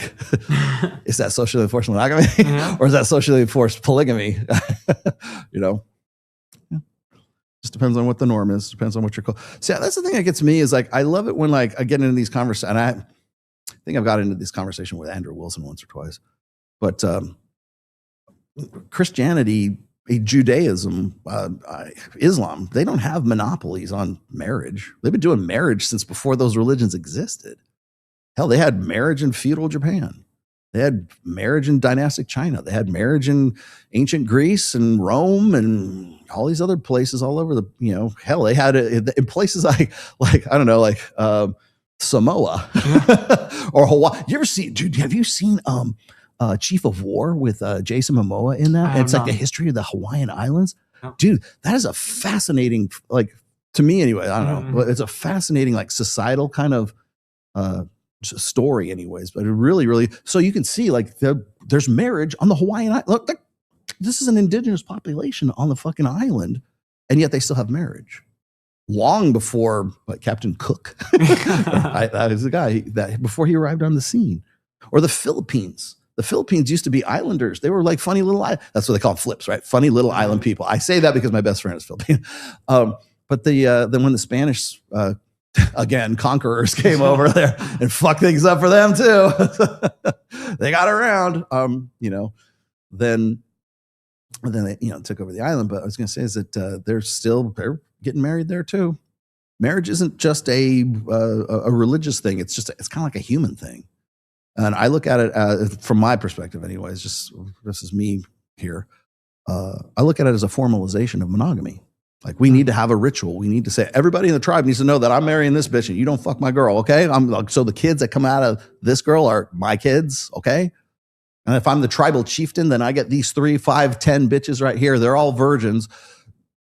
You can have all the rest of the chicks in the village, but I'm fucking these girls because I'm the chief and we need more like high quality guys like me because I'm the chief, right? So therefore I'm going to bang all these chicks. Same thing happens in the Forbidden City in China, right? The emperor gets to bang all the girls that are guarded by eunuchs. Let's snip their dicks off so that I know that those babies coming out of these whores are my kids. It's just simple pragmatism. That's what gets me is like, I love it when people this is a side note right now, side note time. One of the things that gets me about like when guys try to analyze marriage, like I try to analyze it from the practical sense that I can. But when people go, well, the real purpose for marriage was to consolidate or to solidify political alliances between families. So your son would marry, my French son would marry the Spanish, princess or something like that. And I'm like, you do realize that like everybody was getting married back then, right? It's not just the aristocracy and the nobles and the royals and stuff like that. It was like the guy who was like pulling fucking onions out of the fucking ground, like the serf and the peons. They were getting married too. And they were not getting married because they were trying to, for political alliances. Okay. Farm to farm. So cut the shit. Like dig. I mean, I understand what you're saying, but keep digging, man. Dig a little bit deeper before you. Well, this is what marriage is really about. No, you're saying that because you don't think that marriage is worth it anymore, and maybe you could make a good case for it, but that's not the win you're looking for. Let's see. The only reason Huberman or any blue pill guy hints about the red pill is when it's in woman approved rapping. Okay. Especially with more red pill woman coaches now popping up, gives them permission. Yeah. And you know who's not going to want to have a conversation? Those same female woman coaches. They won't call me. They don't want to challenge anything I have to say. They don't want to challenge anything that anybody who's like, worth their salt in the manosphere. They don't want to have that conversation. You will know these people by their willingness to have conversations. They're willing, and I'm not talking about a debate even. If you have a disagreement with you, say, hey, I think you're wrong about amuse mastering. I think you're wrong about the war brides dynamic. I think you're wrong about, dating non-exclusively. Fuck, please come here, sit across the table, literally physically sit across the table from me, and let's have a discussion about it. I would love to do that. If you just want to say you're a fucking misogynist, that's a different conversation. I'm an asshole, yes, but it's better if we talk about ideas. I would rather talk about ideas, but that's not what they're there for. They're there to promote a narrative that's already pre-existing and it's profitable. And the reason that it's profitable is because the powers that be want it out there. If I were to just fucking imagine me selling out right now with the background and the history that I have and my body of work since 2002, 2001, imagine I could very much use my superpowers for evil. I could do that, you know. Maybe I should. I don't know. FBI, open up! Yeah. But I'm not yet. But imagine I did. Imagine I could do that. Imagine I could just like, hey, you know, sell out. Why not? Well, I'm not going to. First of all, my integrity actually means something to me. That's number one. But the thing is how am I ever going to have that conversation? Especially at this stage. How do I get to do that? I couldn't even do it if I couldn't sell out if I wanted to, because my reputation is what it is. I'm the guy that goes and pokes these fucking guys in the eye. But anyways, but yeah, you're right. I 100% agree with you. Yes, the thing is it has to be female kosher. It has to have the little kosher symbol, and I don't mean that because of the Jews. I mean, like, it has to be like approved. Fucking guys, you're just killing me with this shit. You know, it's funny. I'll tell you a story. I'll tell you the funniest thing. I actually said in my book, Religion, I start talking about this principle that I have. It's called Christian kosher. Right. Oh. So what it is it's the tendency. And I hope that guy from the Christian guy that I mentioned last week, I hope he watches this, because this is actually a concept I would love to talk to him about. But it's called Christian kosher. And what it means is like, there's all these things like in society and like secular society that are cool. Like MMA fighting. Like there was a time, I can remember this too, like in the church, MMA fighting was brutal. It was animalistic. You could I remember it wasn't even UFC. It was called King of the Cage back then. And you could only do UFC style fighting in the state of Nevada, because no other state would it be legal in, because it was you're in the octagon and it's like, you know, it's is what it is. It's like fighting, like mixed martial arts, right? And then it became so fucking popular that everybody started saying, oh, I guess it's not so bad, right? They're only losing a few teeth. It's just a little bit of blood, you know? But like the church culture hated it. They were like, "Oh my gosh, this is like savage. It's brutal, right?" And then probably 5-6 years down the line, now you got Mark Driscoll bringing in MMA fighters to give their Christian confession, and to do these demos and stuff like that, because we want to bring the men back to the church, and we need it. And it's so suddenly MMA fighting, UFC fighting, whatever. Suddenly it becomes Christian kosher, like. Put the Jesus fish logo on it and MMA with the fish on it. That means it's okay. And you would see like, the reason I use this as a euphemism is because there were a lot of like clothing brands, like Ezekiel clothing brand. That was the Christian version of like Hollister or I don't know, or like, you know, Abercrombie and Fitch.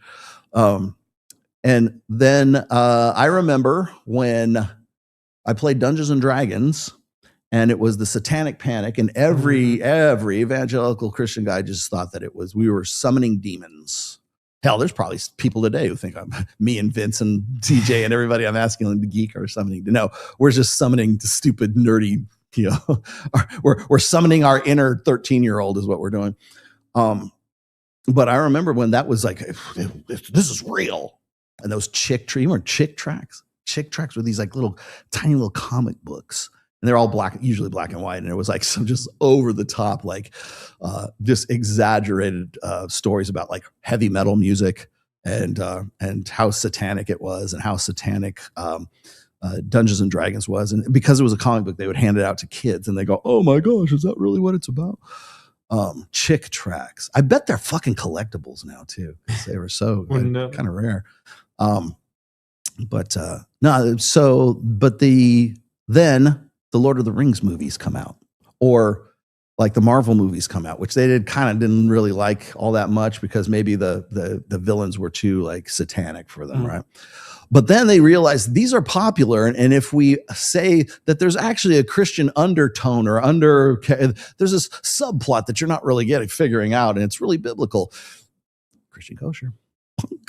And then when the Lord of the Rings came out, and then God forbid, you know, Lion, the Witch, and the Wardrobe, anything, you know, Chronicles of Narnia, well, that was a given, right? But I remember when I would listen to pastors say that the Lord of the Rings was satanically inspired, until they realized that C.S. Lewis and J.R.R. Tolkien were like bros. Oh, well, maybe not. And it took a few generations for The Lord of the Rings to be Christian kosher. Right around the time that the movies came out. How fucking convenient was that? That's fucking great, man. But what I'm saying is this is like there's things in sort of secular society that become Christian kosher, not because they actually have a religious message to them, but because they get asses in the seats. Oh, MMA fighting? Fuck that. I'll go see that. Hey, you want to come to my church? Yeah. Who's going to be there? Hoist Gracie. Yeah. An old, I'm trying to think of old UFC guy. What was the black dude who was like the big, like he did jujitsu too? I forget his, he had like one like syllable name. I can't remember. Somebody in the thing will know. So it's a Christian approved, right? Well, guess what? You know what else became Christian kosher? Feminism. And it was okay because women are the primary consumers in society. And if they're the ones that are making all the purchasing choices, men were still making money, obviously, but women are signing the tithe checks. And so you don't go against that narrative. And so little by little, feminism became more and more accepted in, well, certainly in evangelical churches, and then the assimilation began in other churches and other religions. What do you got here? Do you get a chance to watch 2011? Did you get a chance to watch 2011 Straw Dogs movie? No, I have not, although it is in my my list. Still have the question about the alpha widowed star and the genuine attraction. Haven't seen it yet, but when I do, I will let you know. Straw Dogs. Okay, I'm gonna write that down. God Emperor Swallow. Swallow, don't get no hose. I don't get no hose. Jesus, man, where's my hose? There it is. Man, well, that's why you don't get no hose, man. Thank you. I know it's on there too, isn't it? Yeah. Take me out old school, Tom. Most men can't get past the anger phase and prefer to stay plugged in. It's freaking annoying. Yeah, they do. That's what I call crossing the abyss. Most guys, you want to know why there's so many despondent black pill doomer kids? They never get past the anger phase. They can't get across that. And the reason for that, and just to help you out here, Dano the Mano, because I know you're a pickup artist and you are an instructor of some sorts. The best way to do that is to show them what's on the other side of the abyss. A lot of people, like a lot of guys, aren't ready. This is just something you're going to have to accept. They're not ready for the red pill. Most people aren't ready for that awareness. In fact, they even say that in the Matrix movie. Like most people their minds can't handle it. They're not, especially when they become really dependent on the Matrix, on the system, right? For lack of a better term. In fact, remember the scene in the Matrix was the lady in the red dress. Yep. And the message in that was really a warning, like don't let your guard down, right? Yeah. But the beginning of it was like when he was saying, look around, you see all these people here.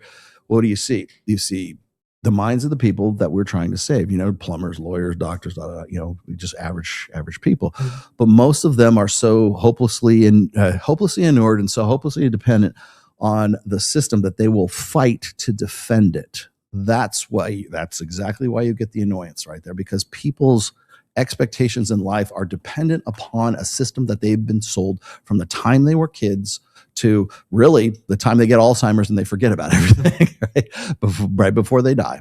Right? Most people don't unplug from the Matrix. You just have to accept that. And they usually won't, there are very few, like when guys get zeroed out in life, that's usually a time when they start to rethink, like, have I been mistaken all this time? And usually it's only guys, like women rarely, because women are solipsistic, right? Rarely does that happen. I'm not saying it doesn't.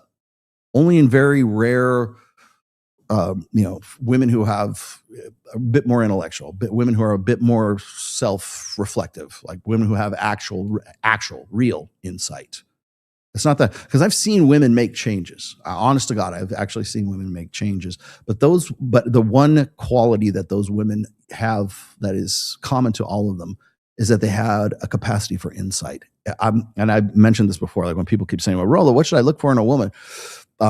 let's see. Thigh gap is number one. If your Mike, it's big, gigantic titties, usually about 800 cc's, I think is his minimum. And then she's got to have a nice hourglass figure, and she's got to be somewhat tall with some nice long legs and everything. Oh, sorry. But beyond that, insight is the number one thing I would say. And that's kind of hard to figure out. It's like, does a woman know when is she willing to admit that she's wrong when she's wrong? When a woman apologizes to you when you don't even know what she's apologizing. Like my wife has done this before. That's one of the reasons I really love my wife intensely, is because she does have the capacity for insight. And I hate to say it, I wasn't actually vetting for that at the time, but I'm lucky and I'm fortunate that she's that kind of person where she is insightful. And my daughter has picked up on that trait too. My daughter very much. My daughter will think about like the effect that she has on other people, or like what she's done. Like if I mean, she knows when people are fucking with her for sure, but like, she's the kind of girl who will like go buy you a birthday present and you didn't even know that she knew that you liked whatever the fuck that thing is, right? Mm-hmm. Like even me, like she'll buy me Warhammer 40,000 stuff and know what I want. Like she'll know, oh, he's really painting his blood angels these days. I think I'm gonna get him like Captain Dante or something. Like that's, she'll know. And I don't know that she even knows who the fucking characters are, but she basically, she goes and asks around, or she'll take the time to go do stuff like that. My wife is very much the same way. So I'm fortunate in that I actually got a woman who has insight, but a lot of guys don't. Right? Definitely something to look for. You want to talk about things that are like that make for a good relationship with a woman. Insight is not. What do you bring to the table? You better fucking bring insight. You better have some sort of like self-reflection and understand, like the thing that gets me is like when these, like that one guy was talking about like, oh yeah, what do you bring to the table? Well, she's just enough. Bro. Like that bitch could be like a drug addict. she could be this complete like, psychotic, but I mean, she's just her presence. No, there is other qualities she has to bring to the table. Like sanity might be one. I don't know. An IQ above 80 might be another. I don't know. Call me crazy. Okay. Yeah, we got to you. Sheesh. Sideshow Bob says, if your wife asks you, if your wife asks you, does Margot Robbie look better than me? Say yes. And to resolve that is to get cosmetic surgery and to look like her. That's actually not a bad comeback. Yeah. That's the thing is, if you're going to do that whole thing with Margot Robbie, that bitch, what do you bring to the table? I bring mind games like this to the table. It kind of matters what she brings to the table, bro. I'm sorry. I know you haven't had probably all that much experience with women in the first place. And you'll take what you see. That the message that guy's saying is, I'll take what I can get. I'll take whatever, as long as the pussy's warm and I can get off in it. That's it. Well, she's just got to be, like there is something you have to vet for. There is qualities. There are things there are women that you're going to do better with than other women. So they will bring something to the table, and the other ones will bring something to the table, right? But yeah, that's God. You want to talk about mind fuckery? That's a good one. Like, is she cuter than me? Is she hotter than me? How many times? Like, I've heard that conversation. I've heard that in 1986. I've heard that in 1996. I've heard that in 2006. It doesn't end. Do you think she's cuter than me? Yes. Don't worry about it. Do not worry about it. Do not worry about hurting her feelings. The only reason women bring that up is because they want to see what kind of dude you are. And the kind of dude you are is, yeah, she's hotter. Of course she's hotter than you. That doesn't mean you're not hot, but it's like, yeah, she's much hotter than you. And then lean into it. That is a shit test. And that, by the way, that whole thing where she was like from the jump, from the very first question, that's a shit test. Yes or no?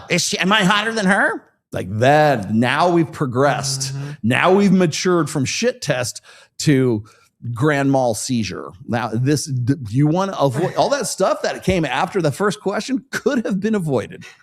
All of that conversation would not even take place if you just said one thing. Fuck yeah, she's hotter than you. Yeah. What kind of question is that? Yeah. Is she I hope she does. Do you think she does porn? Because we need to really see just the most over the top shit you could possibly say.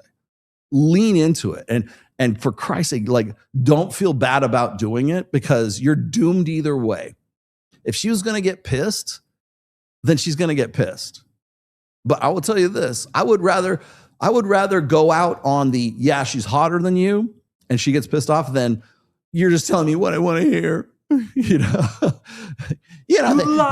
a piece of shit. Like at the end of that conversation, you're a piece of, if your woman ever says you're a piece of shit, done, bye, click. Divorce papers, boom, here's your divorce papers. Your woman ever, especially on social media. Oh, even worse. Yeah. Behind closed doors. Done. Like, come on. Done. You are that dude. I don't know if he's watching, but you're done, dude. You're cooked. That's the end of the marriage right there. Your woman ever says you're a piece of shit, you're done. Get out. Get out. Where is my get out? Get out. Get out. Over. Ladies, if you ever hear those words coming out of your mouth, you should leave. If that is something that you feel like an uncontrollable urge to express, especially on Instagram or TikTok or whatever the fuck that was, if you feel that, you should leave too. You're done. Just get out. Why? Why are you even having the conversation? Well, maybe, Rollo, they could just get together and go to marriage counseling and work things out. No, you're a piece of shit. That's the end of it. No more. The counseling? Why did you call him a piece of shit? Do you really have a problem with him? Why? What about shit and him is like associated here? No. Just fucking leave. And you know what? It's easy. That's easy. Like you have confirmation. It's done. Just go. Fuck that, man. God, okay. I'm like, I got to calm down because it's reminding me of like conversations I used to have with that chick who was a borderline personality disorder girlfriend that I had back in my 20s. It's like exactly that shit. That's it. That, you know why that just goes all up my fucking bristling, like my it's like when my greyhound, my Anna, my female greyhound, whenever there's something going on, like the hair, like the ridgeback thing goes right there. That's the way I feel when I think about shit like that. Gets my hackles up. Right? Chilling. Yeah, don't. You're done. Just leave, please. Don't have kids with her, for Christ's sake. Oh my God, yeah. Yes, please don't have kids with her. Yes, Margot Robbie does look better than you. That's why she's a celebrity, and that's why you're here with me, married to me, because you weren't a celebrity. And you can't fuck Brad Pitt. Yes. And by the way, Margot Robbie listens to Slipknot. That makes her even hotter than you. She also likes metal. I think she likes other metal bands too. Okay. She is infamously known for that. Even was it Corey? Who's the singer in Slipknot? Corey Taylor, right? I think so. Yeah. Are you ready, kids? Who lives in a pineapple under the sea? That's Corey, right? Yeah, Corey Taylor. Yeah. Corey Taylor was on because he heard that because she was being interviewed, and I think it was like on Conan O'Brien or something like that. And she mentioned that she like the best time she ever had in her life at a concert was a Slipknot concert because she likes metal. She's a metal chick. You wouldn't get that. I mean, maybe the Harley Quinn thing, I guess, but like she wouldn't get that from Margot Robbie. But like that made her that much. Like I can never come down on her too much because she's a metal girl. So. But but Corey Taylor was on like he was in, I think he heard that and he like did a shout out to her like on one of their concerts, and she couldn't believe that like she even knew who he was, or like that she'd heard that. Kind of cool. All right, Dan O'Mano, here you go. Number 3. Technology was only gasoline to a multi-generational fire. All you are doing is constructively going over the psychological theory and historical fact. Yes, but I'm inconvenient. Very inconvenient for me. Would any guy ask their wives, does Jason Momoa or Henry Cavill look better than me? Maybe that's what you need to do. Yeah, she does look better than you. Does Henry Cavill look better than me? Yeah. That might have been it. Yeah. Margot Robbie, she's totally way more hot than you. But do you think Henry Cavill's hotter than me? Soften the blow for... Yeah. Do you think Alan Richson's, do you think he's more yoked? Do you think I need to start like doing his stack? Like, what do you think his stack is? Would you fuck Alan Richson if he gave you half a chance. Like that might even be better. Like just take it to the next level because that's where it's going. Would you fuck Margot Robbie instead of me if you had the chance? Fuck, you're goddamn right I would. Hell yes. You're goddamn right. Yes, I would. In fact, I'd go back for more. Do you think she does anal? Like, you have to do that. It's a shit test. That's how you pass the shit test. Do you think she has a hot sister too? Because I kind of wanted to have two of them. Does she have a twin? What's her name? Jamie Lynn? Yes, and you know who else is? Her mom is hotter than you. Like, just bring a Jamie Lynn. Sorry, that was him, not me.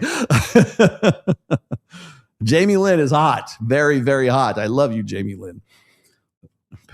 Where's my Lisa Sparks guy right now? Oh, he was above earlier. Women who will talk trash about red pill topics want to keep the 80% from knowing the cheat codes and understand the most important thing. Thank you. I was going there next. The formula and understanding how to leave it to Will to move the show along where I need it to go. The formula and understanding how the answers manifest. Yes. Well, that's the thing is, you know the joke, right? I had a reader. It was like right after the first book came out. I had this guy relate this to me one time. He said, my wife found me reading your book, and she snatches it out of his hand. She's like, the rational male, no men are rational. I'll be the judge of that. She takes it, she reads it for like 3 days, and she can't put the fucking thing down. She comes back to him on that Friday, and she takes the book, she tosses it at him. She goes, everything in that book is true, and you shouldn't know any of it. That was literally the words that came out of her mouth. So they were willing to say, yeah, he's right, but they don't want you to know about it.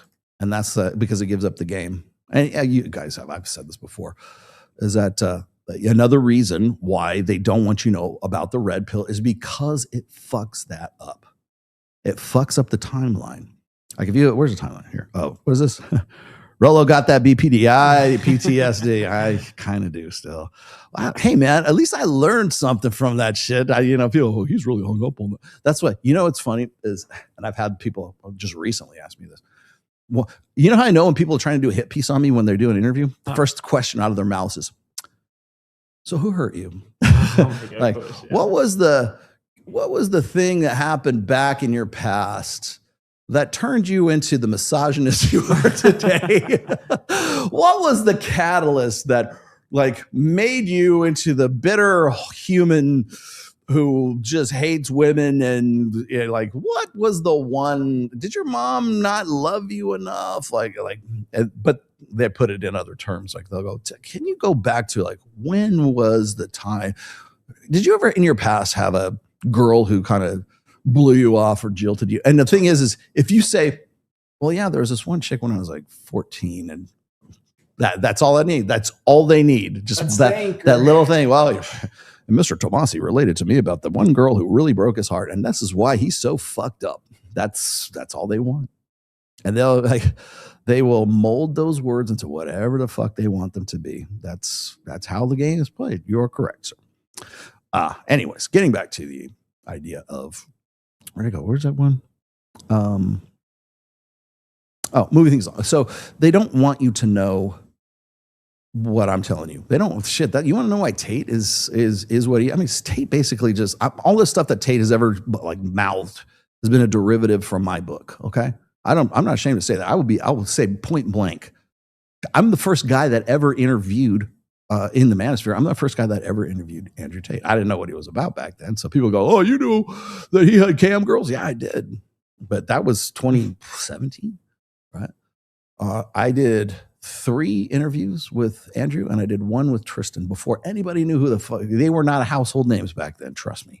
And people still go back to those. And I know because I was still growing my hair out in 2018, and I was like, oh God, it's that awkward stage where it's not quite long, but it's not quite short. And I know because it's my old studio from Gardnerville when I was on there, and I'm like, oh shit, that's nostalgic. And you're looking at an interview from 8 or 9 years ago. I was so young. I didn't even have the same dogs. Ned wasn't even around. I didn't get Ned till 2020. Yeah. But no, I mean, the stuff that, you got to remember that the whole Anthony Johnson 21 convention, Rich Cooper, Ryan Stone, MLD, Donovan Sharp, trying to think who else was sort of, but they were the names back then, right? And the names have changed, except for mine. Mine's still here. But a lot of that is just derivative of my work. Pretty much everything is a derivative. And again, I'm not saying, hey, give me my flowers. I'm just saying that that's the truth of the matter. You want to know why I was on Dr. Phil? Because they couldn't get Andrew Tate. So they got his understudy, Raul Tomasi. Why do you think that is? So the thing is that being what it is, Kevin Samuels, would you like me to tell you about Kevin Samuels? I'll be happy to tell you about it. Well, I'll give you my theory about Kevin Samuels. Did you know that? Okay, I'll do it. I'll do it right now. I love Kevin Samuels. I have no problem. I was actually supposed to do an interview with Kevin Samuels in the month of May, like that May 2022, 2022, that he passed away. I was supposed to go to Miami and do that, but he passed away, which is, God bless his soul. But you got to remember that Kevin Samuels had his demons, man. He definitely had an alcohol problem or had some sort of drug problem at that time. And he did not play well with others. The fact that I could actually get a spot with him was going to be monumental. He didn't even like Myron Fresh that much during that summer of 2021 because that was competition for him, right? He saw it as competition. But you got to remember that he threw a lot of spaghetti at the wall before he became Kevin Samuels. So if you look at his earliest videos, he looks like Urkel. Hey, I tried a lot of shit too. Look at my earliest videos. I'm not taking anything away from him, but I mean, my message has always been the same. But then he decided that he wanted to. When he looked like Urkel, he was trying to sell male fragrances, male colognes and stuff like that. Which I don't know if that paid the bills, but so he was doing that, and then he shifted to male style. He wanted to sell sports coats and clothing and stuff. And then it's somewhere along the line, right around 2018, 2019, that's when he started shifting his message a little bit. And then through 2020, through COVID and stuff, that's when he was a come up in 2021. That's when he was starting to make inroads. But he really, the last half, or I'd say maybe quarter 4 of 2020 is when people started really paying attention to Kevin Samuels. But there's a whole history that came before all of that. Kevin Samuels used to live in Tulsa, Oklahoma. What other show was in Tulsa, Oklahoma during that same time? That's right, the Pat Campbell Show. And who was a regular on the Pat Campbell Show every Friday at 9 a.m. Central Time? That's right, this guy. And I'm not saying that this is the way it happened, but I'm just, here's, when you want conspiracy, here's your conspiracy. I'm not convinced that this isn't the way things went down, but I would not be surprised if Kevin Samuels had heard something that me and Pat Campbell had talked about and said, hey, maybe I'm going to switch to this. So let me look into sort of the male self-improvement space. And that may or may not have inspired him to become the Kevin Samuels that everybody knows. Right? So go look it up. And by the way, he also had baby mama in Tulsa, Oklahoma. And then he decided to move to Texas because he wanted to flee his child support payments, which maybe they were really high. And I know that he wasn't making a lot of money back then. There's a whole documentary on that shows you his progression from Tulsa, Oklahoma to Texas, and then to Florida, then to, I want to say Miami, somewhere he ended up, right? But I'm connecting the dots. I'm not saying this happened, but I did have a show every Friday with Pat Campbell in Tulsa, Oklahoma on the talk radio show. And he's definitely mentioned me before. He's definitely mentioned my work before. He's used my vernacular before. Hell, I can. I've got one on tap here. I can show you where he uses the war brides dynamic or something, some term that I use. But again, just throwing that out there. But again, I don't care either way whether he did or he didn't. It's kind of immaterial at this point. But a lot of the stuff that I put. I mean, even Myron and Fresh will say the same thing. Myron's been using my work for a long time.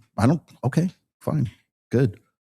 Myron puts my book up on, like people say like, well, Myron this and Myron that. I'm like, oh yeah, Myron's great. He's definitely taken it and he's added his own thing to it. Good. Right. But he's not saying I wrote the Rational Male. But anyways, it's not, I see the thing is I hate to like even bring this shit up because people think, oh, Rollo thinks she's all that. No, I'm just connecting dots for you. You can tell me if you think I'm wrong or I'm right, but whatever.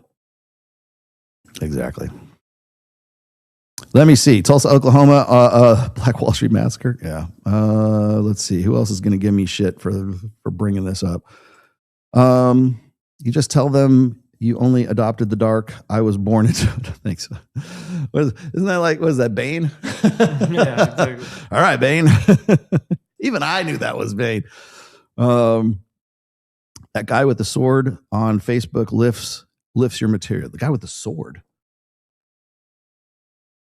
Can you give me the name? Dano, the Mano? The guy on this with the sword on Facebook lifts your material.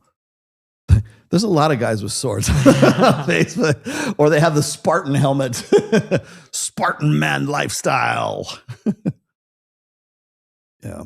Boy, man, I tell you, you know who has a real problem with the manosphere these days? It's CGA, man. Ooh. I like CGA too. I want to like him. Like CGA, come on, man, be cool. CGA and MTR, Dan, that is never, that marriage is over. Whew. Yeah. Yeah, you're right. Myron quotes me all the time. Yeah, he shouts me out all the time. But you know, it's funny, is like when I show up on the podcast, and this is nothing against Myron, but the people in the chat are like, who is this white guy? Well, if you go back to 2021, January of 2021 through February of 2023, I'm pretty much there once a month. So yeah, people don't remember shit. And I don't expect them to. They only remember you when you get in front of, you know, it's funny, like Rolly, okay, no, Rolly is the Godfather. Yeah, thanks. But, you know, I thought it was kind of funny because everybody wanted to call like Kevin Samuels the Godfather. I'm like, okay, good, please do. You can have it. I didn't name myself the Godfather. It was actually Pat Campbell who named me the Godfather. And the reason he did that is because that used to be my introduction on the Pat Campbell Show. Because whenever I would come on my Friday morning segment, he would introduce me as Rollo Tomasi, Godfather of the Man, or Godfather of the Red Pill, or something like that. And I'm like, oh. And then so that's when people start calling me Godfather of the Red Pill. I am not the self-proclaimed Godfather. Trust me, I would have come up with like God Emperor of the, it would be something way more over the top aggrandizement. I am vain. I am way more vain than a Godfather. Come on. It would be God Emperor of the universe or something like that. Absolutely. Nuke. You knew who, yeah, of course, Nuke, you knew who it was. Nuke's in the house. What else you got here? Yeah. Yeah, I don't know. I think a lot of people, and again, I like, we're on is it the 3rd anniversary of Kevin Samuels' death? I guess it is. Yeah, May would have been the 3rd anniversary because he died in 2022. Maybe it's the 4th. When did he pass away? May 5th, 2022, man. Atlanta. 1969 is when he was born. Shit, man, he was younger than I am. He died, yeah, Oklahoma City, Oklahoma. There it is, baby. Whew. He died in Atlanta, Georgia, in a hotel, or in a apartment who he did not pay rent on. It was somebody else's apartment. See, there's some sus ass shit that went on there. I still don't feel like it's been properly investigated. I think it's a cold case. We need to reopen that fucking case, man. I'm not satisfied with what they came off with Kevin Samuels. I think they're doing it just like to protect his children and his baby mom and everything else, because he passed away, if memory serves, he passed away with $4.5 million in his bank account, made within the last 18 months of his life too. Mm-hmm. I think that he probably had a drug or alcohol problem and it caught up with him. And I don't think it's any coincidence that the chick that he was with at that time was some escort, allegedly, from St. Louis, I think she was. Big booty Latina, because he was down with that. And she was also a nurse too. I kind of find that odd. I don't know. There's just some questions I got that I need some answers to that I'm just simply never going to have. Man, we need the X-Files shit going on with this, man. Steph is cold. It's cool. I like Steph. I also like Lucario is cool. I like Lucario quite a bit. Alpha game strategy, Alpha Strategies, something like that. That dude was cool. I thought he was going to step in for Kevin Samuels. I really did. I thought Alpha Game. I forget the dude's name. Yeah. Yeah, Kevin Samuels is great, man. I mean, he was good. That's the thing. It's like I don't even have a problem if he did like pick up some of my stuff back in the day in Tulsa. Like he was good. He certainly added his own spin to it. I'm going to go out on a limb here. I'm going to say that Kevin Samuels like almost single-handedly created the Black Manosphere. You would not. There are other people like Donovan Sharp came before him. Trying to think who else. I don't want to say Elliot Hulse because he wasn't really Manosphere. Trying to think who else would have been at the time, but honestly, like who else could it be, right? For the Black Manosphere, you didn't even know what the Black Manosphere was until there was Kevin Samuels. Because I don't think like Myron and Fresh really considered themselves the Black Manosphere, although people probably threw them into there during that time, but they didn't set out to create the Black Manosphere. Obsidian, I've known Obsidian since, when I lived in Orlando. He actually reached out to me and called me one time when I lived in Orlando. It would have been 2013. I think it was the last year I lived in Orlando. And then I kind of kept up with him and I kind of fell off after a while. I know he's doing his own thing too. But I've known Obsidian's been around for a long ass time.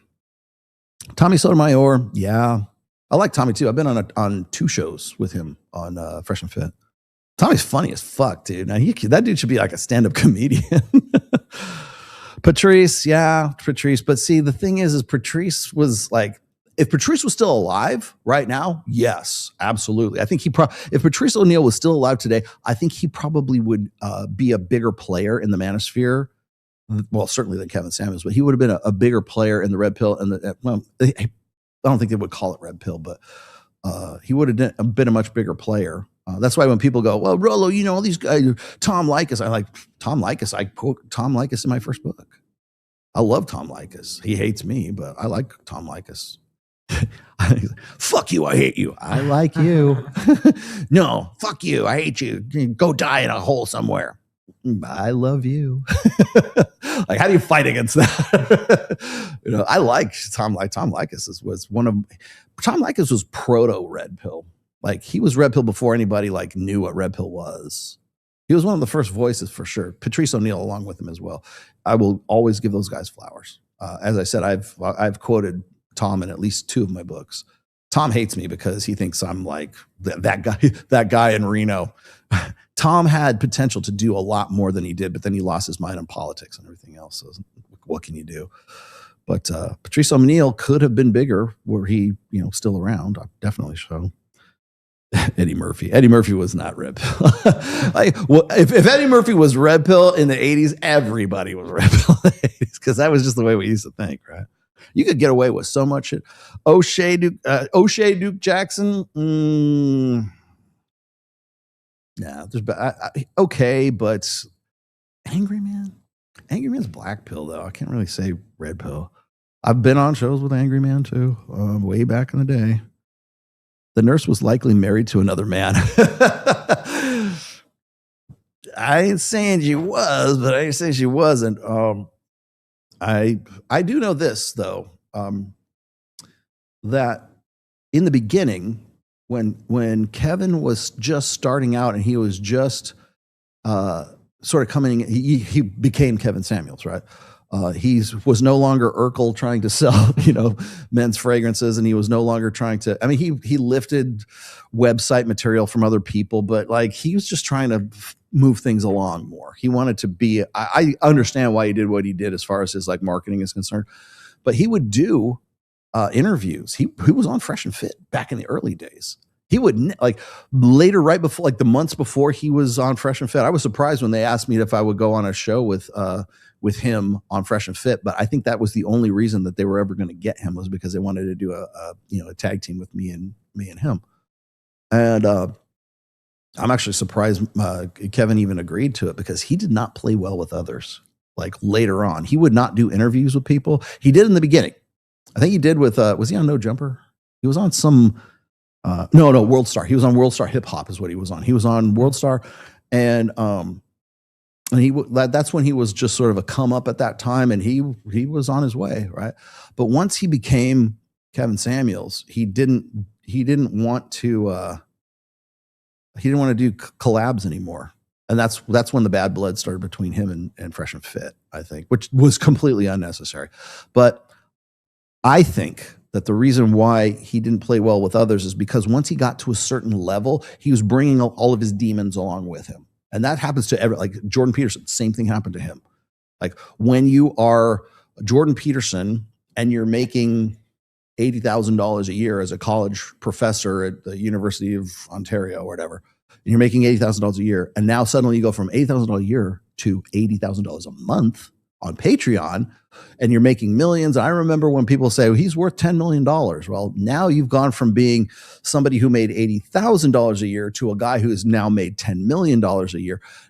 The thing that happens is if you are a drug addict when you are $80,000 a year, now you're a $10 million a year drug addict, right? So if you were on benzos back then, you're going crazy at that point. It's too much, too young, too fast, right?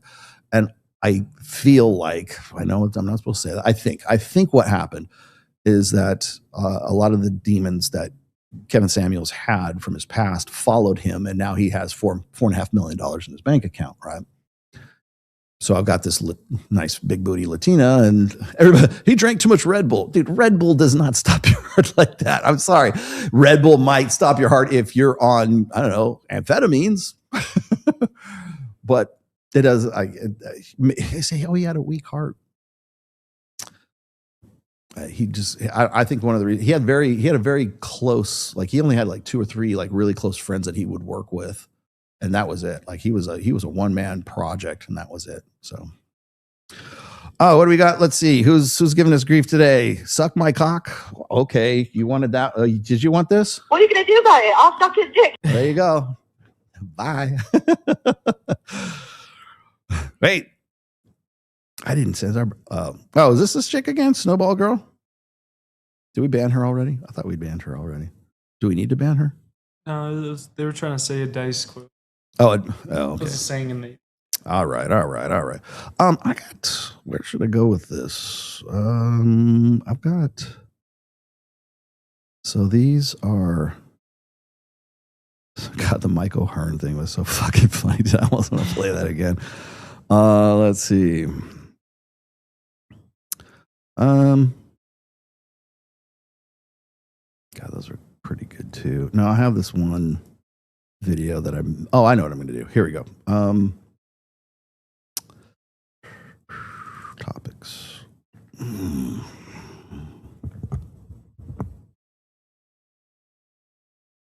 Is this the one? Oh God, I don't know if you've seen this. I'll feel bad if I don't put this out there.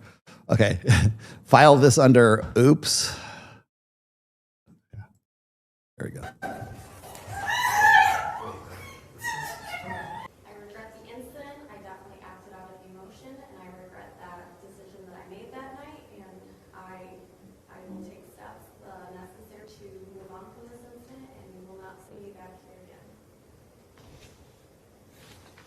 Okay, thank you.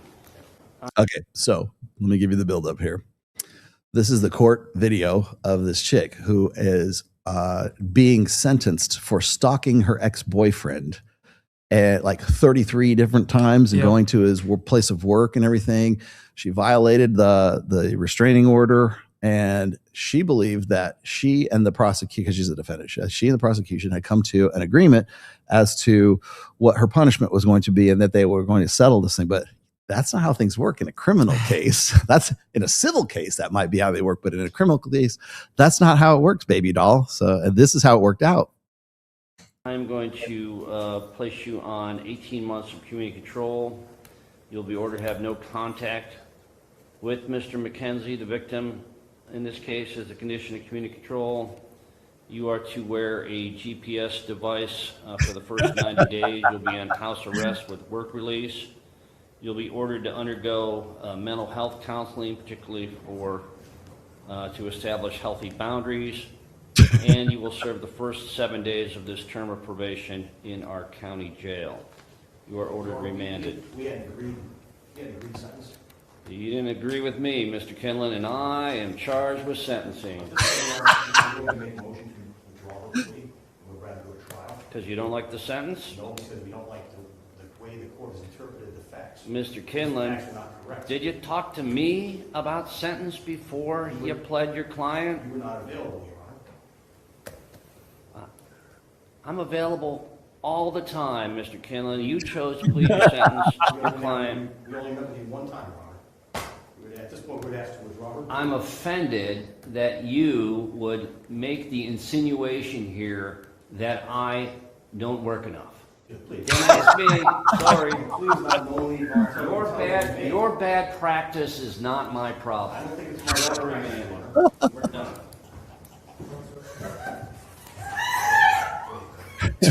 You gotta go to jail for 7 days. Like, come on. Like, I'm gonna shave my head. Orange is the new black. Yeah, here comes the waterworks.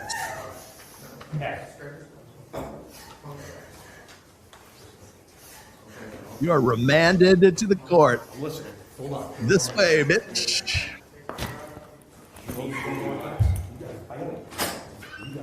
Hannah Freeman. Hannah Freeman? Are you supposed to be up here? You are? Were you in his vehicle earlier?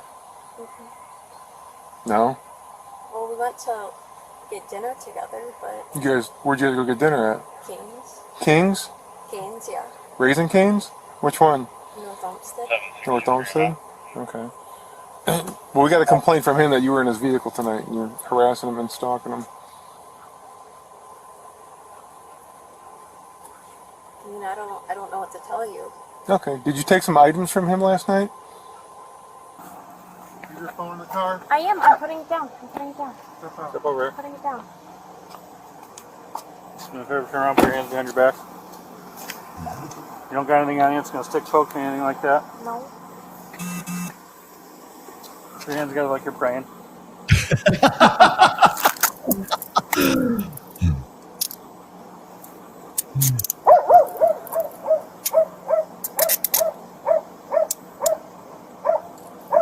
Where are your keys to the car? I don't know. There we go. Too good. So, Rolo, this seems so cruel. Why would you do such a thing? It is cruel. I'm sorry, but I mean, sometimes the truth is pretty cold and cruel. Now, the reason why I brought this up is because you guys have heard me say on a couple of occasions that I'm like, when it comes to actually changing society, changing the way things are, right? I'm a bottom up kind of guy, right? I'm the guy that's going to say each one tell one. I would rather the judge in this case be red pilled. How is that going? Like, I am offended that you think that I would work hard. So what I'm bringing up here is like, I'm not saying that the judge actually reads my book or he's red pill or anything like that, but I just thought this was an interesting kind of illustration because I'm going to have, as I have been saying for the last month or so, like Mike Sartain and myself are going to be having a lively conversation with Paul Elam, who, if you know anything about the MRAs, they're more of a top-down organization, meaning like they want to change society and change the laws and everything else, as if that's ever happened in the history of anything they've ever done. But I think more effective is to change guys' minds at the base, at the each one tell one. That's why I say it's a bottom-up rather than top-down strategy, right? And this is a good illustration of that. Now, I mentioned this before. I said, how threatening, because this is today's topic, okay? How threatening is the red pill in that respect? If I can say this judge has a different outlook because he's read my book or he's red pill aware, right? What about the cop? Turn around and pretend like you're praying. What about the guy? Are you going to be like, is the cop who's going to be red pill aware or even slightly aware of this stuff, is he going to be a little bit more judicious? Is he going to be a little bit more on his game when it comes to dealing with women, or is he just going to give the pretty little blonde a pass? He could have said, you know what, I'm going to let you go with a warning, but you better get your dumb ass back to your house, bitch. Like, he didn't do that. In fact, there's a body cam on him right there too, right? But he didn't do that. Now imagine this. Imagine every dude in the United States has some sort of red pill awareness. I'm not saying they all have to follow me or be an MOA or, watch this show on a regular basis. I'm just saying they have some, they're asking the right questions, right? Or they don't have to be an acolyte of fucking Andrew Tate, but maybe they read The Rational Male. Maybe they read Unplugged Alpha. Maybe they read, I don't know, anything, right? Maybe they read Dread by Ryan Stone, or something by Aaron Clare. But imagine they did, and imagine that has sort of changed their mind about their outlook in situations like this. Would that, you get enough people, you get enough guys to do that, you are now organizing, but de facto you're organizing, right? Each one tell one. And I'm of the opinion that is a more effective way of initiating and instituting change than any, hey, we got to go petition to the Senate and everything else for this. Now, I'm not saying that that's not effective, because I can look at like Phil Labonte, who's actually done such a thing and gone and done his follow-up. And because Phil's not necessarily an influencer, but I mean, he's the lead singer for All That Remains, who, by the way, will be in town next week, and I'm going to try to get him on this show. Oh, hell yeah. So if I can get him on this show on Sunday, I will. And there's a possibility nobody's asked me yet, but there's a possibility I might go on Tim Pool while they're here, because I set them up at Origin. I'm going to do my damnedest to hang out with Phil, though, because Phil is coming into Vegas for that. So if I can, I'll get him on. I really wanted to get him on Access Vegas, but we don't have Access Vegas until the 15th. But again, the reason why I'm saying this is because if you're looking at why the red pill is threatening on a societal level, this is why. When you look at and I'm just going to point out some facts here. The fact is that, like, women are given far more lenient sentences for exactly the same fucking crimes that men get. This is a proven fact and has been so for decades now. It can show you the numbers of the sentences that women get for the same crimes that men get. Men get far more harsh, prison sentences for those same crimes, right? Why? That's a question. And that's inconvenient. Rob Henderson, why do you think it is that women get more lenient sentences than men do? It's a proven fact. The data confirms this and has for some time. Why do you think that is? They don't want to answer that. It's inconvenient for them to answer that. Like the dumb bitch that was in the beginning of this video, or like when I was doing the clips and stuff, where she's talking about masculinity is this and masculinity is that, and we're gonna tell you what the male experience is. Okay, why are you comfortable with that? Like, why do you think you have the authority to do that? How dare you fucking tell me what I'm experiencing? Because I've said the same thing before. I've said, you know what? Hey, I understand female nature, yada, yada. Women get really fucking indignant about that. Like, how I even had fucking, Robin McGraw, who's Dr. Phil's wife. I'm offended that any man would think that they could figure out a woman because we're this enigmatic, monolithic, unknowable force of fucking nature, right? Well, the very fact that I would say, well, women are solipsistic, women, alpha fucks, beta bucks, right? All the stuff that we talk about in the red pill. But they get really upset about that. Well, okay, I can understand, because it's somebody trying to say they can figure out, but you're okay and you're comfortable with telling me, because you have some magical, empathetic, super magic metaphysical powers to tell me the way that men ought to be. And of course, it aligns with the female correct way of thinking, right? It's egalitarianism, emotionalism, the blank slate, social constructionism. All of that is for real. No, all that shit has been debunked in some cases. I hear the blank slate since the fucking 70s, since we plotted the human genome.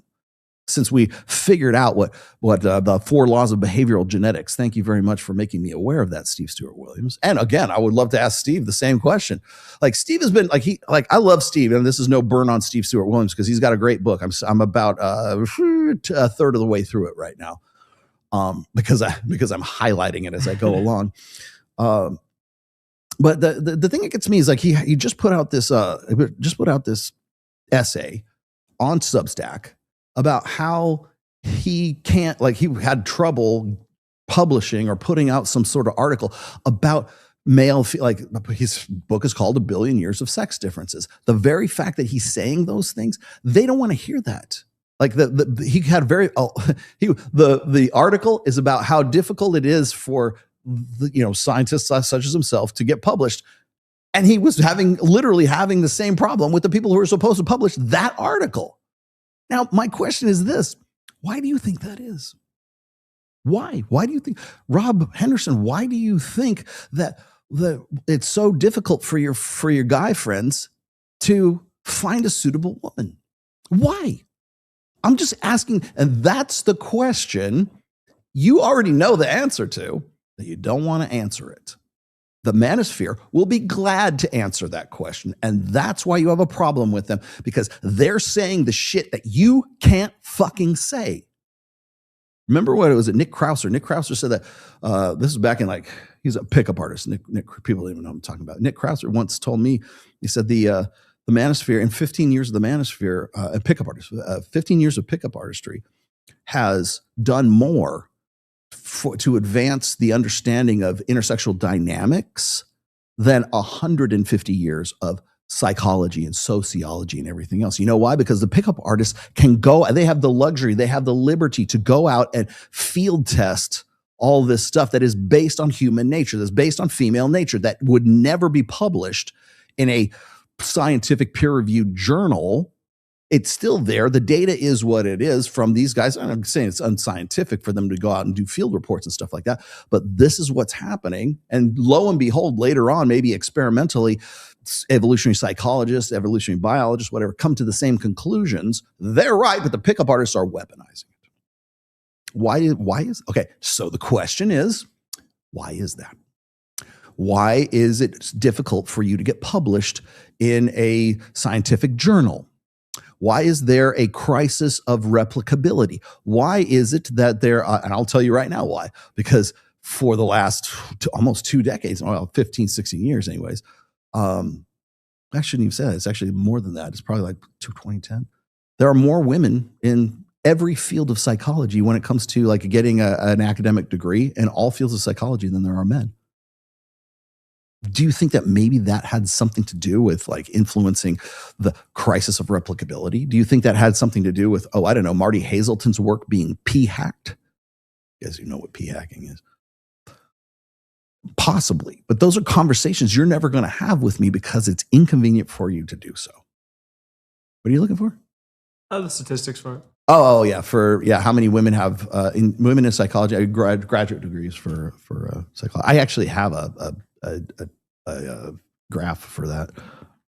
Oh wow, oh shit, I didn't even see that. Hold on a second. Dan the man. Kevin lifted both you and Patrice O'Neill. Too much, too young, too fast. Yes, he just gave Patrice Truth a shot and mixed it with Chaser. Paid no respects. I don't know. He still was Kevin Sam. I can't like diss him completely. Hi, Roll. Oh, hey. There you go. Hi, Roll. Thank you for the content, but you are wrong about the male's one-itis and female's ability to move on so quickly. You say it's about the war bride dynamics. It's actually psychosexual development. I can explain that in a chat if you'd like. Sure, if you want. The reason why the basis that I use for the war bride? The war bride dynamic. Okay, so the war bride dynamic is, this is the way I track it anyways, is, wait a minute, let me get that out of here. Oh, that's it. Okay. The way that since you gave me a nice super chat here, the way I track the war bride dynamic, I've been writing about this for forever, but the war bride dynamic is basically this, is that women tend to fall in love with their captors, more or less. And the reason I came up with this theory was because I had so many guys talking to me about how easy it was for their girlfriends to get over their relationships. Like when they broke up with them, they already had a dude on this. Like women usually break up with you 6 months prior, right? Monkey branching, that's pretty much a given. But why is it psychologically easier for women to get over a guy than it is for a guy to get over a girl? Well, first off, you got to remember that most men are in a state of sexual scarcity. Okay, so she's the best girl I could ever get. Rollo, I'm gonna off myself. I'll never find a girl as hot as her. How am I supposed? Michael Bolton. How am I supposed to live without you? Yeah, and yeah, sing bad '80s love ballads to yourself. And so that has evolutionary roots, right? So you figure it this way: in our ancestral past, in our tribal ancestral past, men would go into other tribes, kill off all the menfolk, kill off the sons, grab the women, and integrate them into the females of their own societies, right? Hunter-gatherers, the women who had the psychological capacity to get past that and get over that and in some way fall in love or to accept their new state lived, and the ones who couldn't died. Now, people ask me, like, how does that gel with the alpha widows? Because I have actually an essay called Widows and War Brides, because it seems kind of counterintuitive, right? Because if a woman is, if she can't get over that alpha, then how can she get over him so fast? Well, women who get over their boyfriends really fast just says you're probably not the best she thinks she could have done, right? So women don't get over alphas very fast, because they had an intrinsic value. And usually in those cases, it's the guy that broke up with the woman, not the other way around. Alpha impact. And then statistically speaking, also, women divorce more often than 70%, 75%. So I forget what the numbers are. Pretty high, right? At least a quarter of the time or 3/4 of the time. Same thing for when they are just dating too. So women tend to initiate breakups more than guys do too. So if that's the case, there's got to be some sort of fundamental dynamic that's going on there. I'm not saying it's easy for all of them, but in the cases where a woman can't get over a guy, it's usually because that guy was pretty alpha, right? And that was an experience she wants to go back to. But if the guy wasn't she thought, psychologically thinking, if her hindbrain thinks that guy is not the best she could have done, it's much easier for her to move on than it is if that guy was more alpha. Okay, so that's the widows and war brides aspect. But the war brides aspect is that the reason why women get over it is because they're psychologically predisposed. The mental hardware or firmware is already there. So, and also understand this: women's reproductive window is much briefer than men's, because women have a certain shelf life, right? And I don't mean to say, oh, they're hit the wall or whatever. No, there's only a finite amount of eggs in that woman, right? And there's only a finite amount of time where that woman can carry a child to term. And so when you're looking at our ancestral past, that might have been in her mid-teens all the way into her mid-20s.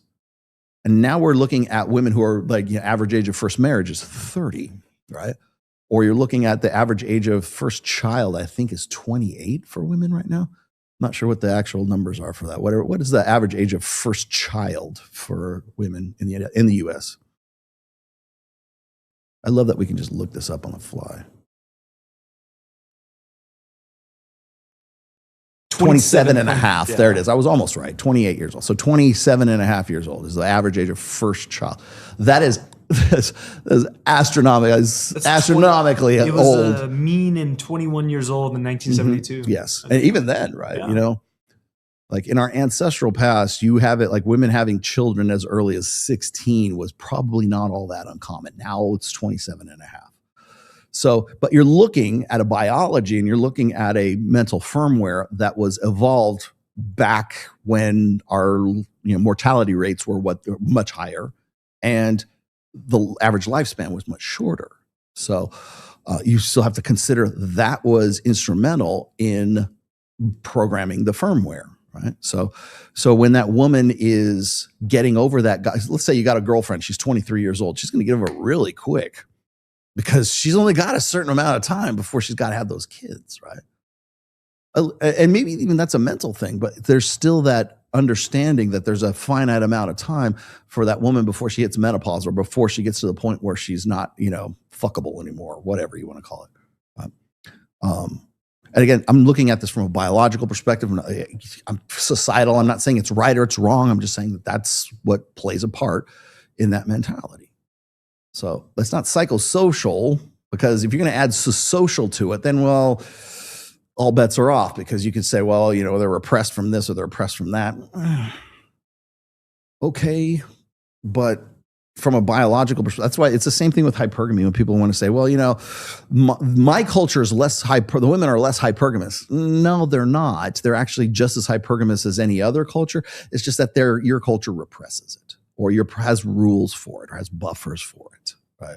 Right up until hormonal birth control, like having a child out of wedlock. Not only, it wasn't just a religious stigma, it was a social stigma. Like if you were in the 50s and you had a pregnancy and you're 16 years old, man, that was my mother-in-law used to, because she's from a generation before all this, she was the one who says, she said, if a girl got pregnant back in the 50s or 50s, I guess, they would do it, because she's from Carolina, like from South Carolina. They would do what's called putting her away. Yep. They would take the woman, they take the girl, and they would put her away. And that means she would go stay with her grandparents until she gave birth. And either the child went up for adoption, or the grandparents would, because remember, they're younger, right? So they would take the daughter, or I should say, they would take the grandchild and they would raise it as if it was their child, because that's the level and the degree of stigma and the level of shame that would have been brought on the family if she was having a child A out of wedlock and B at 16, right? So, but now we don't have those anymore. And I'll tell you what's funny though, in the 21st century though, more women in their late 30s and 40s are having children now than there are teen pregnancies right now. It just flipped. In the 80s, I remember this. They were doing these campaigns with Nancy Reagan and stuff. We got to fight against teen pregnancy. Like, keep your dick in your pants. Use a condom, right? But now that's all kind of changed. So, but yeah. Oh, let's see. I have this other one that I had to get to, but I had to show you that one because I thought that was great. Is this it? Okay, so I want you guys to watch this one because this is like, God, I've used this guy before. I kind of have a love-hate relationship with this. Which is my whole point. Because this is the thing I hear from all women nowadays. And I'll just say it outright. Where are all the masculine men? Well, I'll tell you. The second you meet them, you run and hide. Because they don't want to sacrifice a part within themselves because that would men aren't require going to, them to show up. Men are not willing to give up their commitment for somebody that is still committed to other things. And women need to really understand that, is that it's not easy to be with a real man. It's not. Most women say they want a high-value alpha male. They don't. They've been trained to want men that lie to their face. And that needs to be challenged. And what I mean by that is that there's a certain point where we have created this discount male thing that can now just exist in today's day and age, which isn't true. We've just found different avenues to be dangerous. And if men are not aware of that, we have a serious problem. Of course. Because there's a lot to get in here. I'm not trying to just make this so bullet pointy more than I am trying to actually get down to the bottom of these things. Because I don't think that what I'm expressing here exists without concern or the deep desire for connection and love. I believe that that's not being brought onto the table with us, and I just want to make that very clear. As that these things do not help people get what they want. And the reason why I know I don't have any insecurities around this, are you getting that? I'm getting that. I have no problem walking away. Yeah, I like this. Where do women get this retarded language? Yeah, where do they get this retarded language? What gets me is like I'm not saying guilty of this, but like sometimes you got to lean into it a little bit. But this guy's not leaning into it. I don't like. I kind of want to like this dude, but he gives me like Justin Baldoni vibes every now and then, and this is like one of those occasions. It's almost like therapy speak at this stage. And that's a good layout. Keep that. I see what you're doing. But it's almost like therapy speech. It's it's an attempt from a guy to try to speak womanese, like female language. And she's getting into it because I think she's probably hot for the dude, but he's just throwing out. It almost sounds like the new age bullshit generator site, where he's just comes out with baffle garble on the side. I want to get to this deeper connection, da da da da da. And I would really love to know where this guy thinks he's going with it. How many men do you know now can walk away? It's from me? Yeah. Oh, none. And there it goes. It's your problem is that most men are going to resort to manipulation and hurting you one way or another in order to get you to be what they want you to be. And then when you ask them if they're aware of their capacity, they'll play this weak crybaby shit. Yeah. And this is not just... What the fuck is their capacity? Capacity for what? To like beat someone's ass? Capacity for what, man? I need to clarify. If I ever met this guy, and I like the guy too. I'm not shitting on the dude, okay? But I want to know, but we need to clarify terms. What the fuck is capacity? What the where are we going with the new age? For very few men. It's for, unfortunately, a majority of men. Yeah. And of course there's a world where women are looking to security outside of men. But guess what that happens? Why do you think that happens? It's, for example, you look at a young boy and you're not telling them to go for responsibility. That will happen. You look at a young woman and you tell them you don't need a man. That is the worst thing you could tell a young woman. Yeah. Because you are teaching them to not pay attention to the quality of man that they need. Mm-hmm. So you them over and you men over because now it's about conquering women, not about protecting them. And now women don't even know what kind of men they want. And then when they meet the man that they want, which is what I was trying to make very clear earlier, men are scary. Yeah. And they're not willing to give up their old ways. She's like, I wish you would conquer me. Fuck that protection shit. I need some conquering. Is for the man that they don't know that they want. Yes, and by the way, you can even blame social media pornography and a world where you don't need to show up. All right, thanks, Scott Galloway. To all of the insecurities that you see in men nowadays. Yeah, there you go. Well, so again, this is just, I think Vox Day would call this baffle garble, but I do understand where he's going with this. It's like you're trying to answer a question. If you ask me this question, like, where are all the good guys, right? Well, they're in your 20s where you left them. That's where they are. There's plenty of guys that want to be your husband. There are plenty of guys who are ready to, especially a chick like that, man, a chick that's hot. I mean, she's all right. She'd probably be, what, 7 here? 8? She's all right. In Vegas. She's a Vegas 7.5, put her that way. And so when you bring up like, well, how do we solve the male crisis or the boy man thing or the protector versus the conqueror? You're not like there are very few guys, like precious few guys, who go, I think I'm going to conquer some bitches today. I think it's all about my notch count. Most guys aren't like that. You got to remember, 80% of guys are beta. 80% of guys are unattractive. 80% of guys are the women don't want to. They're guys who don't fuck. They don't want those dudes. Then there's the 20%ers that maybe if he shows some value added, and then of the 20%, the 4.5%ers who are the guys that they will actually actively make an effort to try to get with. Right? Those are the ones that will do. The 4.5%ers, the 20%ers, that's really what we're arguing about. What we're talking about in all of this is the guys who are 20%. So like, what do they have to do to get you to want to fuck them? Well, they got to get in shape. But how do they get closer to the 4.5%? Right? But 80% guys, they're not getting it anyway. So like the vast majority of guys, I think we're worrying about as if they are. I mean, maybe we should worry about them a little more, but like we worry about them as if they have a chance in the first place, as if they are going to be, in the running for this. They're going to be in the running to be a narcissist, to be manipulative, to be a conqueror instead of a protector. What women really want is they want that 4.5% guy to be the protector and the good dad and makes a lot of money, loves only them, and he fights vampires. He's a werewolf who fights vampires, right? That's the fantasy right there. The guy who, once again, alpha fucks beta bucks, what we were talking about, Orion Taraban and Dr. Anna, right? The Madonna horror complex, only we're reversing it for women this time. So it's alpha fucks beta bucks. It's the perfect amalgam of dad and Chad. And guys like this buy into it. I don't like this guy. I do like this guy. I just want to clarify terms And I wanted like, maybe he would hate me for this, but like it would give away the game if I did this. But if you say like, look, I think you're kind of barking up the wrong tree because the guys who are unattractive, they don't, these chick, that chick right there who's hot for you, she don't care about those dudes. You're not talking about the vast majority of women who want to get with the vast majority of men, because most like average women do not want to get with average men. Well, what can they do to up their game? How can we get more people to fucking form families, right? Doesn't matter, because women don't want those guys in the first place.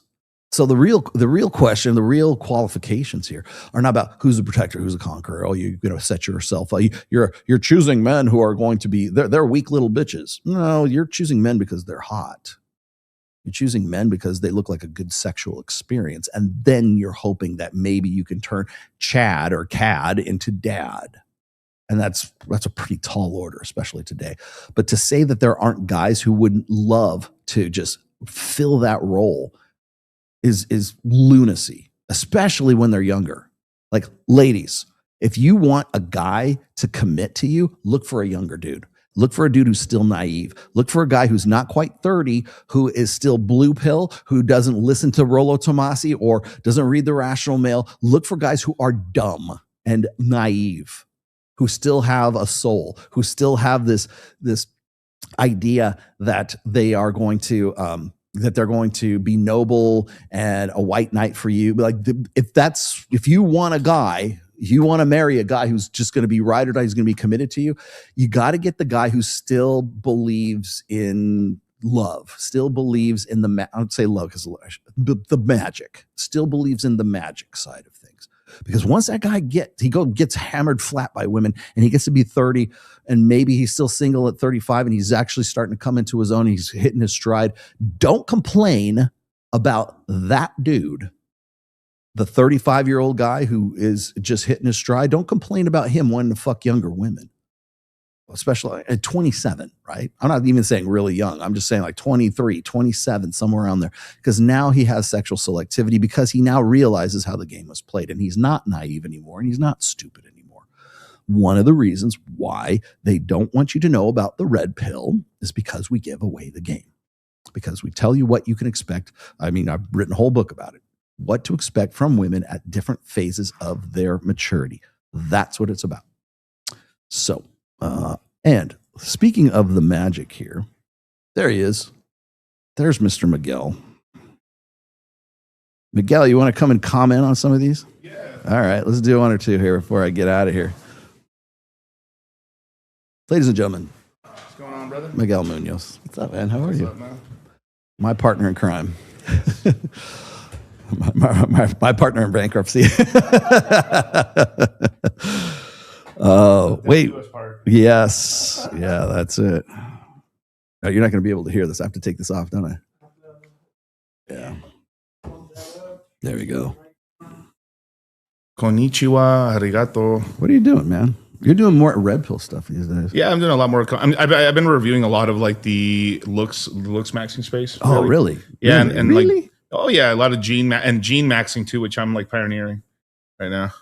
I thought this was pretty good to take. So I wrote this essay on Substack, and it was about how I'm kind of taking to task this idea of like performative masculinity. And it reminded me of this video right here from Tanner Guzzi. I thought this was pretty good. Masculinity is inherently a performative thing. It is something that you have to do in order to attain the status of being a real man. And this is not like a modern thing. This is a very traditional thing where in most cultures you had to go through a rite of passage. You had to perform a set of duties and do it in a particular way in order to be accepted as a man within the group. So that may be the case of like the bullet ant mitts in specific tribes in South America. But it wasn't always just like the rite of passage that got you into being a man. There were certain burdens of performance and expectation that maintained that throughout. And we still see different holdouts of that, whether that's things like big boys don't cry, or, you know, from a dating perspective, it's a man's responsibility to be the one to initiate the conversation or to pay on a first date. And I'm not complaining about any of this.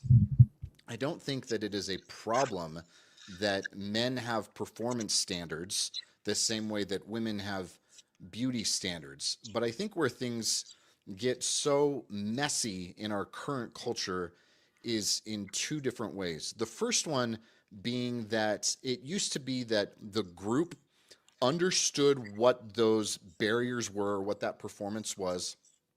And once you did it, you were in the threshold of being accepted as a man. And then if you maintained it, you maintained your status as being within there. Now, yes, there was still hierarchy, and maybe a whole conversation about like the relationship between masculinity and hierarchy is worth having in another video. But once you were in, you were in. And for the most part, the things that you had to do were the same things that your dad had to do, and that your grandpa had to do, and that your son had to do, and that your grandson will have to do. Whereas now, what makes a good man for me is not the same thing that it was when I was growing up 30 years ago. And it's certainly not the same thing that it was for my dad or for my grandpa.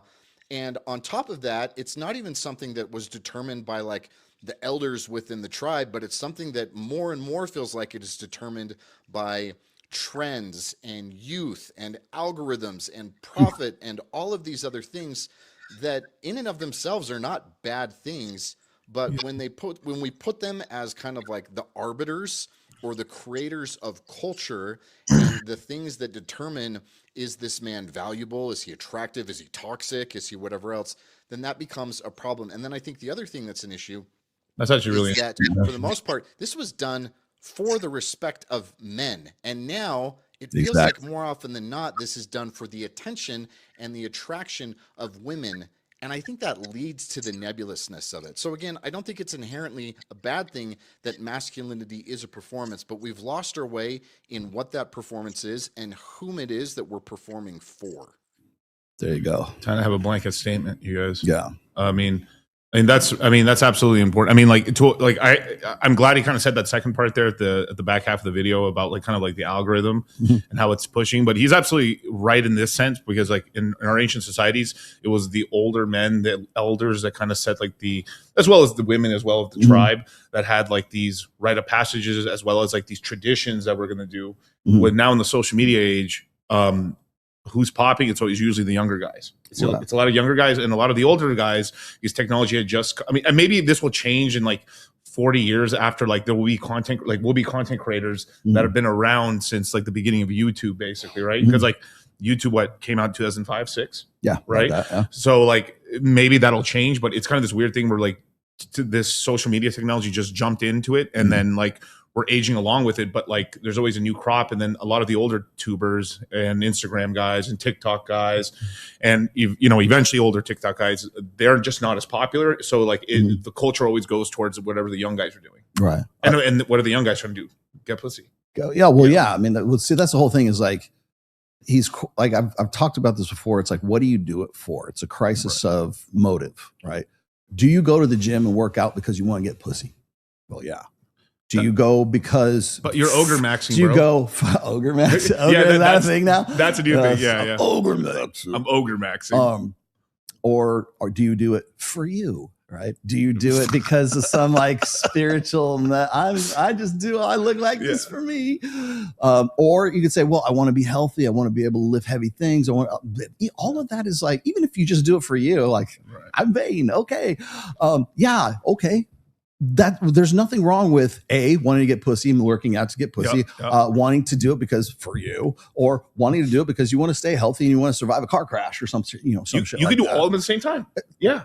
Okay. And like, so one of those is supposed to be less authentic than the other. Right. And the reason why we even question that is because, and this is like more back to his point as far as the performative aspects of masculinity. Yes, it is. So is beauty standards. So are women. Like, go on to Instagram and count how many chicks are just lounging around in a G-string. If that's not performative, I don't know what the fuck is, because I will guarantee you, I can know some chicks in this building right here. I can go over there. They'll be in sweatpants and t-shirt right now. They won't be in some fucking, G-string, right? So it's performative. Yes, of course it is. And there's nothing fucking wrong with it. But it is wrong when a guy does it because a woman wants to point out that the only reason you're doing that is because you think you're a real man, because you get to decide what your identity is instead of them getting to decide what your identity is. I'm going to show you this other video that's sort of a counter to this. I showed it in the beginning. You probably haven't seen it. So, but the reason why women bristle at the performative aspect of masculinity is because that was a form of inclusion. It was organization for guys, a rite of passage. When a young man had to go, he had to leave the tribe, and they would, the other men of the tribe would grab him and blindfold him and take him out into the wilderness and give him a spear, and that was it. And he had to find his way back to the tribe, whatever the trial of manhood was. There's a lot of them, right? And then they would have to find their way back home, like. Okay, in Jewish culture, it was like the bar mitzvah. That was your transition from being a child to a man, or quinceañera to go from being a girl to being a woman. Right? There was rituals. There was rites of passage. Or Spartan culture, man, where you have to kill a slave. But guess what? Yeah, exactly. That's very masculine. That's performative masculinity. Yes, it fucking is. But that's the whole thing is like, but the thing is what they're doing, like, especially in a female and gynocentric social order and female cult feminism in particular, is questioning the performative aspect of masculinity, because if men get to decide who the fuck they are, women can't control them. That's the whole, that's why we're having this conversation right now. And so I'll play that other one that I had, that I played earlier, because I know you didn't see this one yet, but, this is sort of like the opposite. This is like the counter example of what Tanner was talking about just a minute ago. And it is, Tanner's done quite a Tanner, bit of Tanner, he's still, I really want to get him into the Reignite program at some point. It's like, shout out. Yeah, Swallow. Yes, you're welcome. Okay, here it is. Benefits all of us, especially men, because men are held to a specific standard of how they should show up, how they should have sex, how they should present as dominant in the bedroom. Definitely. And that hurts That affects them too, yes. Toxic masculinity hurts them in a lot of ways, and it hurts women and any non-man as well. We need to be telling young men, you don't have to take these medications to be valid or to be deserving of a sexual partner. But the things you do need to focus on are communication, respect, consent. Pleasure. Yes, those are the things that are going to help you have a healthy sexuality, not the pack of honey you get at the gas station. Pack of honey. Oh, you're still on a honey pack? Yeah. Whoa. Yeah. Yeah, you want a headache and a non-men. So Aaron Clary? I You can find him at your nearest Buc-ee's. So I look at $20 is $20. Yeah. So no, I was gonna say is like, so I look at this as sort of like the counter example to what Tanner was talking about. The thing is it's this desire to say that all masculinity is a performance. It's not real. It's an act. It's a mask. You have to act. Society teaches you to do these things. No, society didn't teach us to do those. These are things that come naturally as a guy, right? Performative masculinity. No one had to teach Johnny or tell Johnny to ride a wheelie down the street on his bicycle to get Sally's fucking attention. He just thought it was a good fucking idea. Nobody had to say, well, that's performative masculinity. It's because you're a product of your culture or whatever. Like, no, he's 5 fucking years old. He doesn't, nobody's taught him that yet. But it seems like a good idea because it's baked in, right? So what they're trying to do is say like, well, to be a man is to be fake, toxic. There's no such thing as masculinity per se, right? It's all performative. It's all an act. And if you would let the act go, and if you would just communicate, and if you would just, I don't know, be vulnerable and consent more and respect more and be more like a woman, then you would realize that that's really your authentic personality. And all it is a frame grab. And I don't mean just on the personal level, but on the societal level as well. That's where I kind of felt like Tanner's brilliant. Don't get me wrong, but I think it was a little bit who's attracted to those women. Like, honestly, like, especially like I could understand a guy being in his 40s or something, but like that's not like chicks you would date at any point in your 20s or even in your early 30s. That's insane to me. No, and then these are the chicks, because obviously this is just who's listening to them chicks, basically. Right? Absolutely, so it's just poisoning the well. Well, yeah, and that's the other thing is that was on Sex Talk or something. I know that I think the girl who's the host was like an ex porn star or something like that, and she interviews other people. Right? But that's, and I was talking to Kyle and I when we were opening the show. It was like they're oblivious to it. Like they don't even understand what they're saying. They just think that it should be obvious. It should be self-apparent to anybody that this is the way. Well, you guys are. This is an act. It's performative masculinity, and the thing is yes, all masculinity is performative. All femininity is performative, and there's nothing fucking wrong with that. But there's also reasons why we do those things.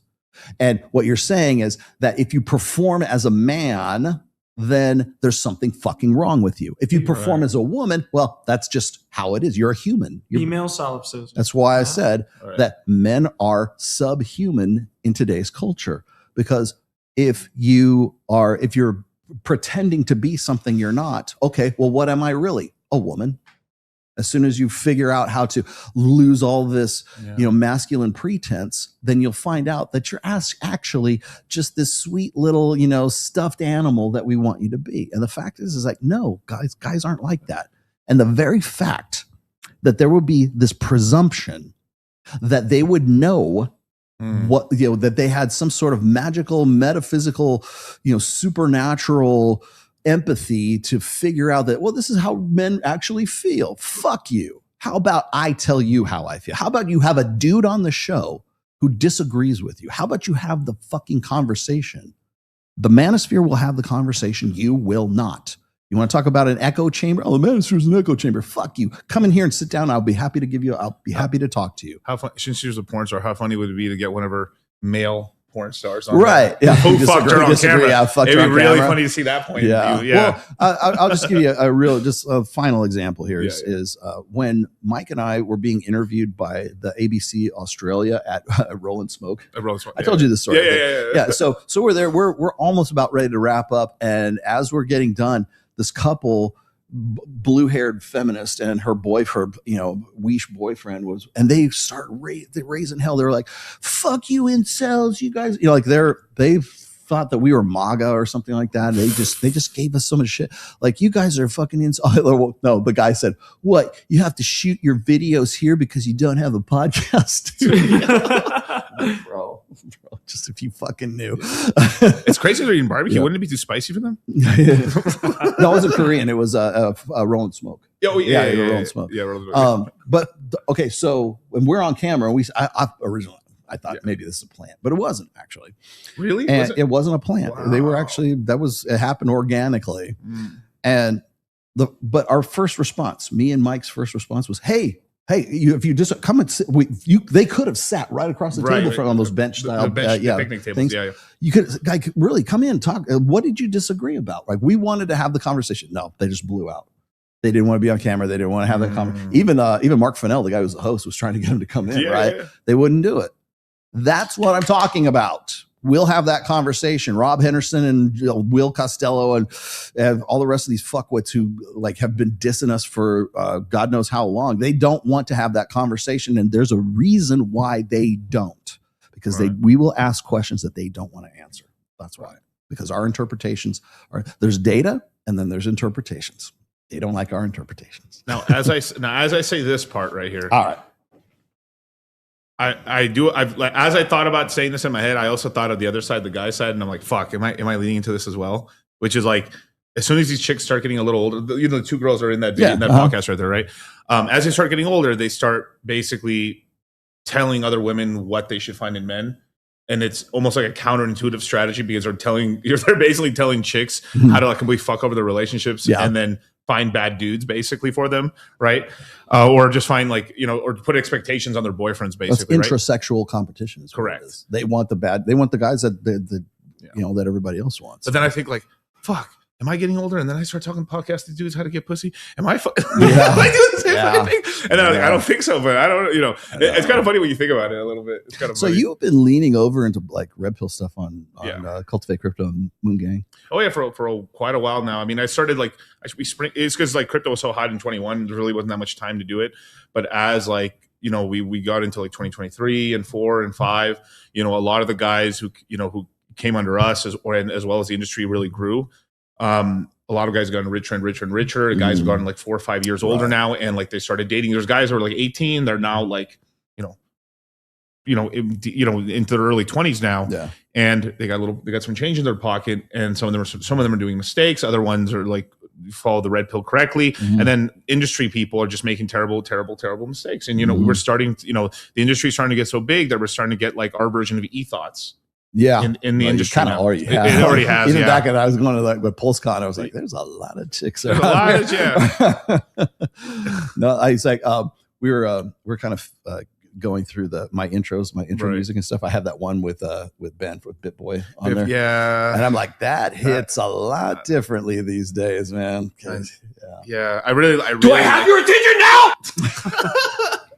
But it's like such a it is sort of a valid crash. He had a valid crash out, and then he just took it too far. Yeah. I mean, when he's naming out judges, you know what I mean? Like, damn dog, and like he got hit. I mean, for people who don't know, BitBoy was basically the biggest crypto YouTube streamer in 2021, and he essentially had his company stolen from him. Mm-hmm. His employees and the people he brought into the company were charging things to the company. All his cars and everything were under the company, and they took his Lambos away. They took his cars, a lot of his money, as well as like, now this is the part. So all that is very true. This is the part where like, I don't know if this is true or not, where like people within the company, his friends were giving him bad advice to put money here because of like certain investments, like it's called VC investments, which are basically like venture capital investments where put 50,000 into this company in a couple of years it's going to come out. But it was basically almost all of them went to shit. So like he made a lot of sizable investments in crypto companies, and they basically went to zero. So he lost a lot of his money there. And then basically he went through a divorce as well. You know what happens in divorce. Yep. Yeah. So it's just a lot of things happened all at once. And then a lot of the guys in the company that were behind him were like, they were also stuck in contracts. And luckily maybe one or two of the guys kind of got out of it, but basically, they stole his money, and then he kind of spiraled out. And then you start fucking the assistant, and then the assistant, he starts upgrading her in the company.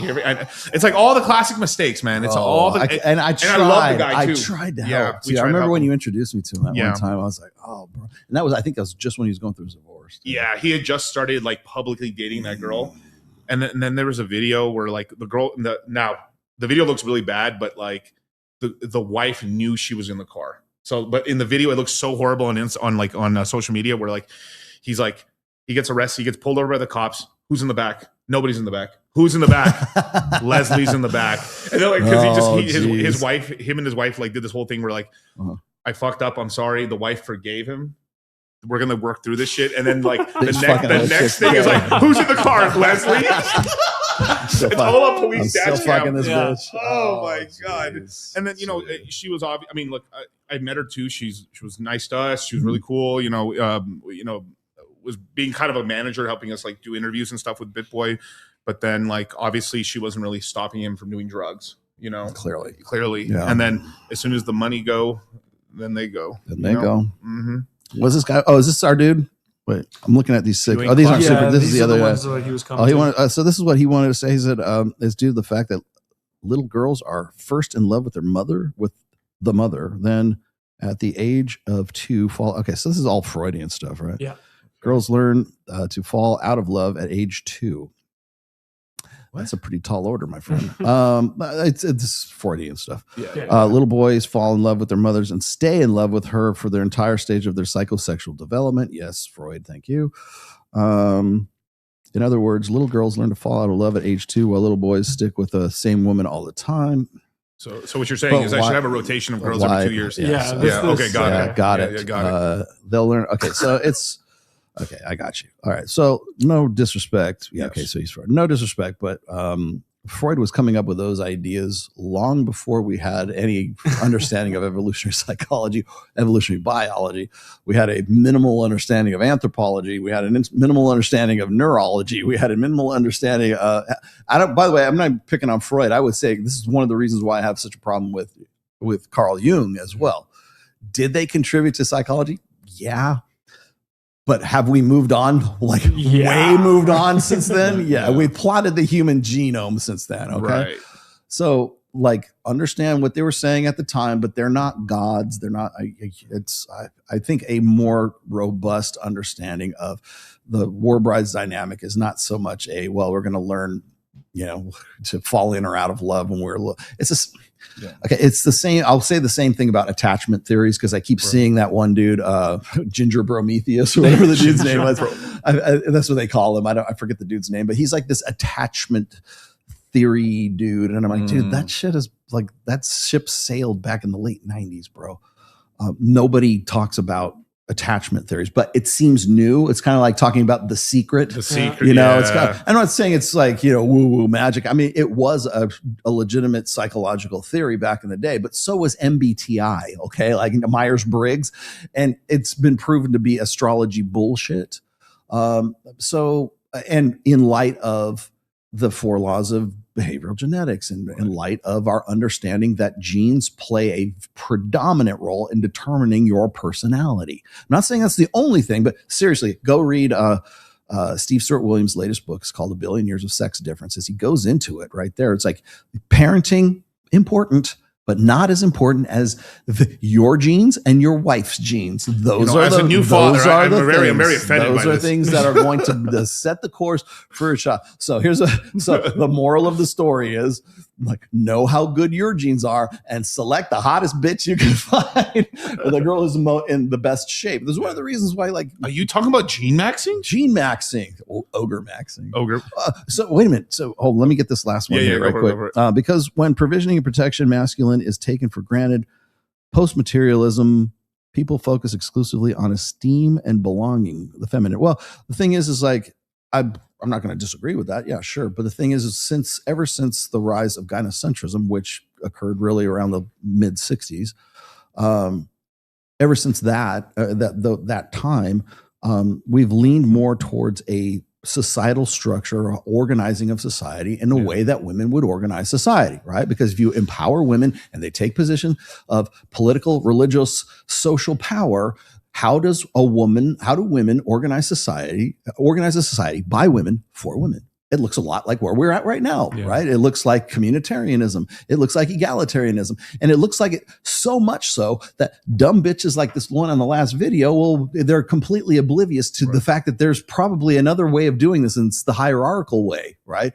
So, when women say, well, men need to go to therapy and men need to get in touch with their emotions and this and that, it's like there's no consideration for the fact that perhaps men are different than women are, and that we process emotion. We don't have the same hardware, and we process emotions differently, or we prioritize experiences differently than you. Maybe that's actually something we ought to explore. No. What is it? What is it? Main character syndrome. No, it's all about women. It's all about us. Yeah, you guys are just NPCs. And if you can't emote like we do, and if you can't like experience the world like we do, then you're just subhuman. There's something that's not wrong with you, or there's something that's wrong with you. And we need to remove the mask of masculinity. We need to your performative masculinity. I love how it's like out of one side of their mouth, it's like, we need a guy who's high value, who gets shit done, who's protective, who's done this. And list off all of these things that are performances. Like these are behaviors, these are qualities and attributes we want in a guy. How do those manifest? In performance, the burden of performance. But then, we don't want performative. That's so you feel like you have to do that. Yeah, because you're the one saying we have to fucking do that. But you have to get it, Rolo. And like, I should have to tell you how to be an alpha. Oh, you yeah. should already know. Yes, of course. You should be able to tell her to fuck off. You're going to do what you want to do. And guess what? She's going to want to fuck you because of that, right? You go against the meta, play against the meta. That's all you got to do. But just the fact that, like, today's topic, right, is they don't really want you to know about the red pill. Why are they so threatened by the red pill? Because I can point out the fact that you'll say one thing about how it's not, men feel like they're not enough. Yeah. Because you fuck guys and reward them with sex because they performed well enough for you to want to have sex with them in the first place. But then you're going to say, well, we don't want a guy, we need a guy who's soft and knows his own, he doesn't have to feel like, he doesn't feel like he has to perform all the time. No, because there will be more guys like that if you fucked those guys in the first place, but you don't fuck those guys, those wear their emotions on their sleeves. You don't fuck those guys. You fuck the guys who perform the best, who have the best physical prowess, the best money, muscles, game, man, frame, all that stuff. All of that is performance. All of that is based on the burden of performance. And when you stop fucking those guys and start fucking the guys who don't perform and don't feel like they need to, and they want to go to a drum circle and sit around in a sensory deprivation tank or some shit like that. In Love Island. Then Love Island. Yeah, exactly. When they're so zen that they just don't have to do anything. That show, Kyle. If you were fucking those guys, you wouldn't have this conversation. Rolo's point was proven an episode ago. Exactly what you're talking about. Yes, exactly what you're talking about. Basically, these girls, there's a thing called Casa Amor, whatever the fuck, right? Whatever. The fuck house. Basically, the fuck house, where they split the man and the women from the original group, and they bring in other chicks and other dudes to basically talk to them for the next 3, 4, 5 days or whatever the fuck. So they can fuck, talk, experience another man, yada, yada, yada. 2 girls basically go back into their quote unquote toxic, bad relationship and choose to get back into the relationship. And if you look at the guys, you're like, objectively speaking, those guys originally are better. It's like, not only did they just have more time with them, be able to so the first batch of relationships, they were more chatted up and more like, yes. And then the ones they introduced were based a little more beta. Yeah. But they more were showing side. more emotions, all this, and they were all like a little sour that they didn't get picked. And then all these fucking birds, bro, all these women are going crazy, attacking these girls. Why didn't you fucking pick him? Why did you pick the good guy? He was so good for you. And it frustrates the women in the audience. Like, oh my God, I can't believe she did. Dude, there's so much shit. I need to show you guys clips from that. It's fucking women snitching on women. Yeah. Well, it's like, I mean, it's like I keep saying, and I love you, Coral. I swear to God I do, but it's not trigonometry. It's not calculus, okay? It's like men are so complex, and no, it's basic fucking math, is what it is. Here, this is the Mike Sartain answer to the question: is men will start being nice when women start fucking nice guys. That's all it is. So basic math, addition and subtraction. That's all. Because guys adapt. Like, the cooch is going that way. Yeah, I'm going that way. It's not hard. It's seriously, it's first year math. I mean, what do you think guys are going to the gym for? Yeah. Because it's like, obviously there is a health component, of course, because you're muscle maxing, or you're a gym cell, bro. Gym cell. Miguel, at 12 years old, when you took me to the gym, right? When we first worked out, what did I work out for? You did back. No. I'm not saying what did I work out. I'm saying why was I working out? Oh, you jacked. Exactly. Yeah, I wanted to look good. Yeah, you want to look good and get jacked and shit, and then be ready for football. I do this on me. Not only just football. Girls. It's all about me. Yeah. I walk in there. I see Sean. I go, it's all about me. But like, you're gonna love this. There's like a civil war going on right now in the looks maxing community right now. Oh, you know what I want to say? Like, hold that thought. Yeah. Somebody was telling me, like, I was in it was a new panel show that I went and did. I forget the name. Mike came on with me, but they were talking about the looks maxing stuff. Okay. And they want to know about clavicular. I go, well, first of all, clavicular is a product. Okay. Just understand this right now. Everything you see is completely tightly stage managed. When that guy walks by the French girls in the cafe, there's these French girls in the cafe in Paris. You realize that Paris is like a third world country right now, right? Like there's so much, there's so much shit going on right now, but they happen to find the one stretch of road where it was white, with some white girls, who are just, we didn't put you in our country, it's oh my God. But so it's all stage managed, it's all a product. How incredible they've been like, we muck sharks. But the reason why, the reason why people keep talking about clavicular is because it's a market correction. So they will say it's a sexual marketplace, it's an economy, right? Yes. Looks maxing is a market correction, pendulum, right? Yep. So women will say, we don't need men. We can have our own jobs. We have our own money. We are independent of you. We want men, but we don't need men, right? So if you've got now 2 generations of women who have been convinced that they don't need guys, especially for their long-term security, they don't need guys for provisioning, protection, or parental investment. They don't need that. What do they want men for? They want a hot guy who can fuck them right, that looks good, right? Yep. Well, guess what? If those guys are getting fucked And the guys who are the good providers and have all this great, have potential aren't getting fucked. I want to be the guy who's getting fucked, right? I want to be the guy who's going to get as much as I can. And if it's about the chin, then I'm going to chin max. If it's about the shoulders, I'm going to shoulder max. Whatever it is, it's a market fucking correction.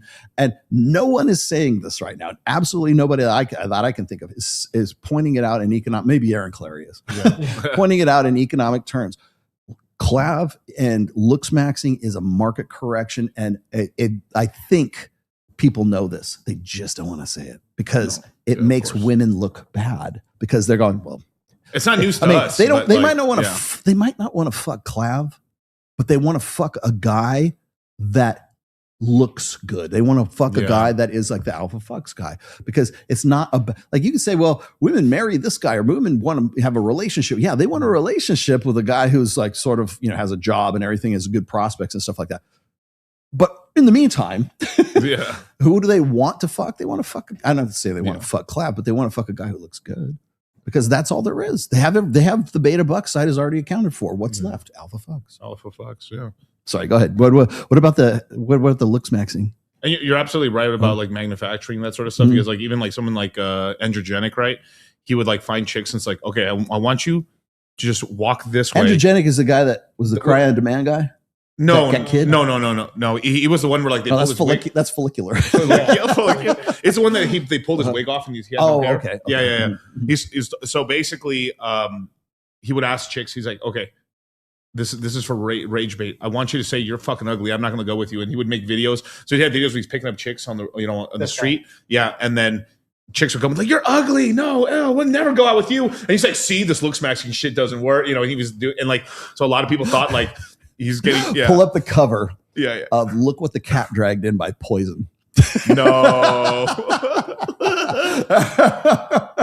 that's Androgenic. That's like, what is it? Is it? Let's do the cover. There you go. That's Androgenic. Oh no. And I love Poison. Don't get me wrong. They were really pushing the envelope back in like '83, though. I'm gonna tell you. Holy shit, man. That my God. CC DeVille, man. CC DeVille looks like Phyllis Diller. Yikes. What was happening in the 80s, telling dog? you, What the coke was pure. And you guys think that, and everybody now thinks that looks maxing, it's just something we've been, created in 2026. No, I was there. So like, just to go back to the other thing, right? Now, so you know why the guys in Slayer used to hate those guys. I can totally see why. I'd be like, Kerry King is like, we had some girls come to our show one time, but it turned out to be Poison. So remember they had that one cat, Mickey Free. Yeah. Prince licking his lips and shit. But oh dude, it'll never not be funny. Like Michael Jackson having video of basically Prince just failing on stream on the stage and shit. Yeah. Shit. He was like handing VHSs out to people. He's like, hey, check this out. Look, Prince fucking up right here. But so like there's this whole thing where like the looks maxing area, right, came in from the black pill, right? It's the red pill, like the red pill, then the black pill came out, and basically because the black pill was smaller, the Zoomers kind of went into it and basically took over a good chunk of it, and then from there they went and made their own thing from it, and that was the looks maxing side. But a lot of it just comes from red pill and black pill, basically, right? How it goes. A lot of the looks maxing stuff, like does anybody remember Face and LMS? Yeah, I mean, of course they've been. I love the Eurotrash beats. Looks maxing is not a new thing. No. It's been around for a while. In fact, I used to criticize these guys. I'm like, if you guys are really serious about looks maxing, how come you're not personal trainers? Like, why not go over the top and just like get into like? It's because they're recording their quote unquote ascension. That's what the Gen Z is doing. It's looks maxing has always been there, but looks maxers haven't really done that. Now you just touched on the vein of the Civil War right there. Why aren't you going to the gym and working out? Because basically, like, the whole black pillars basically says unless your face looks good, genetics. Unless your face looks, unless you're Chad in the face, you can do a couple of things, but you're fucked. It's over, bro. It's over. LMS, right, in face, right, and the whole fight's happening right now, where like you have the black pill YouTubers who just stay at home, and then you have the looks maxer / there's still some black pill YouTubers that are more like adapting with the times and going like, I mean, if your face is like stuck at a certain position, let's gym max and like make this better to improve our overall score. But like they're so like hung up on like the face part, which is really important. Yeah, there's things you can do to your face to make it look better. Absolutely, lose weight's the biggest one. But the problem is like they're leaning towards like they're like the big debate is basically you should have some muscle and be as skinny as fucking possible. But look, now it where the rift's starting to show is like look at someone like Clavicular. He's I mean, obviously a lot of he's doing on purpose, but like he's too skinny. He doesn't have enough muscle. Yeah. And, you know, with the current surgery, right? Like that's also what they're coping to is like, all right, my face is not that great. So I need to lean down as much as possible to squeeze out every centimeter of tightness around my jawline because I'm a foid. Or I'm a foid, yeah. Yeah. Like I'm a low tier normie. If you use the term foid, I judge you. Yes. But they're, you know, whatever, they're coming up with new words all the time, right? But like they're based, and that's the whole thing is that like they're looking so much towards like those, you know, basically the cocaine model era. Yeah. And but like those guys still had muscle. And the thing is, and they're so like into the drug side now that they're not trying in the gym. So they literally chastise it. Like androgenic, as an example. They shit on androgenic for working out. Yeah. And like all Clavicular has to do is gain like 10 pounds of muscle. And he doesn't look like a bitch, basically. Or 15, man, whatever. But like he's afraid to gain a little weight because then his jawline goes away.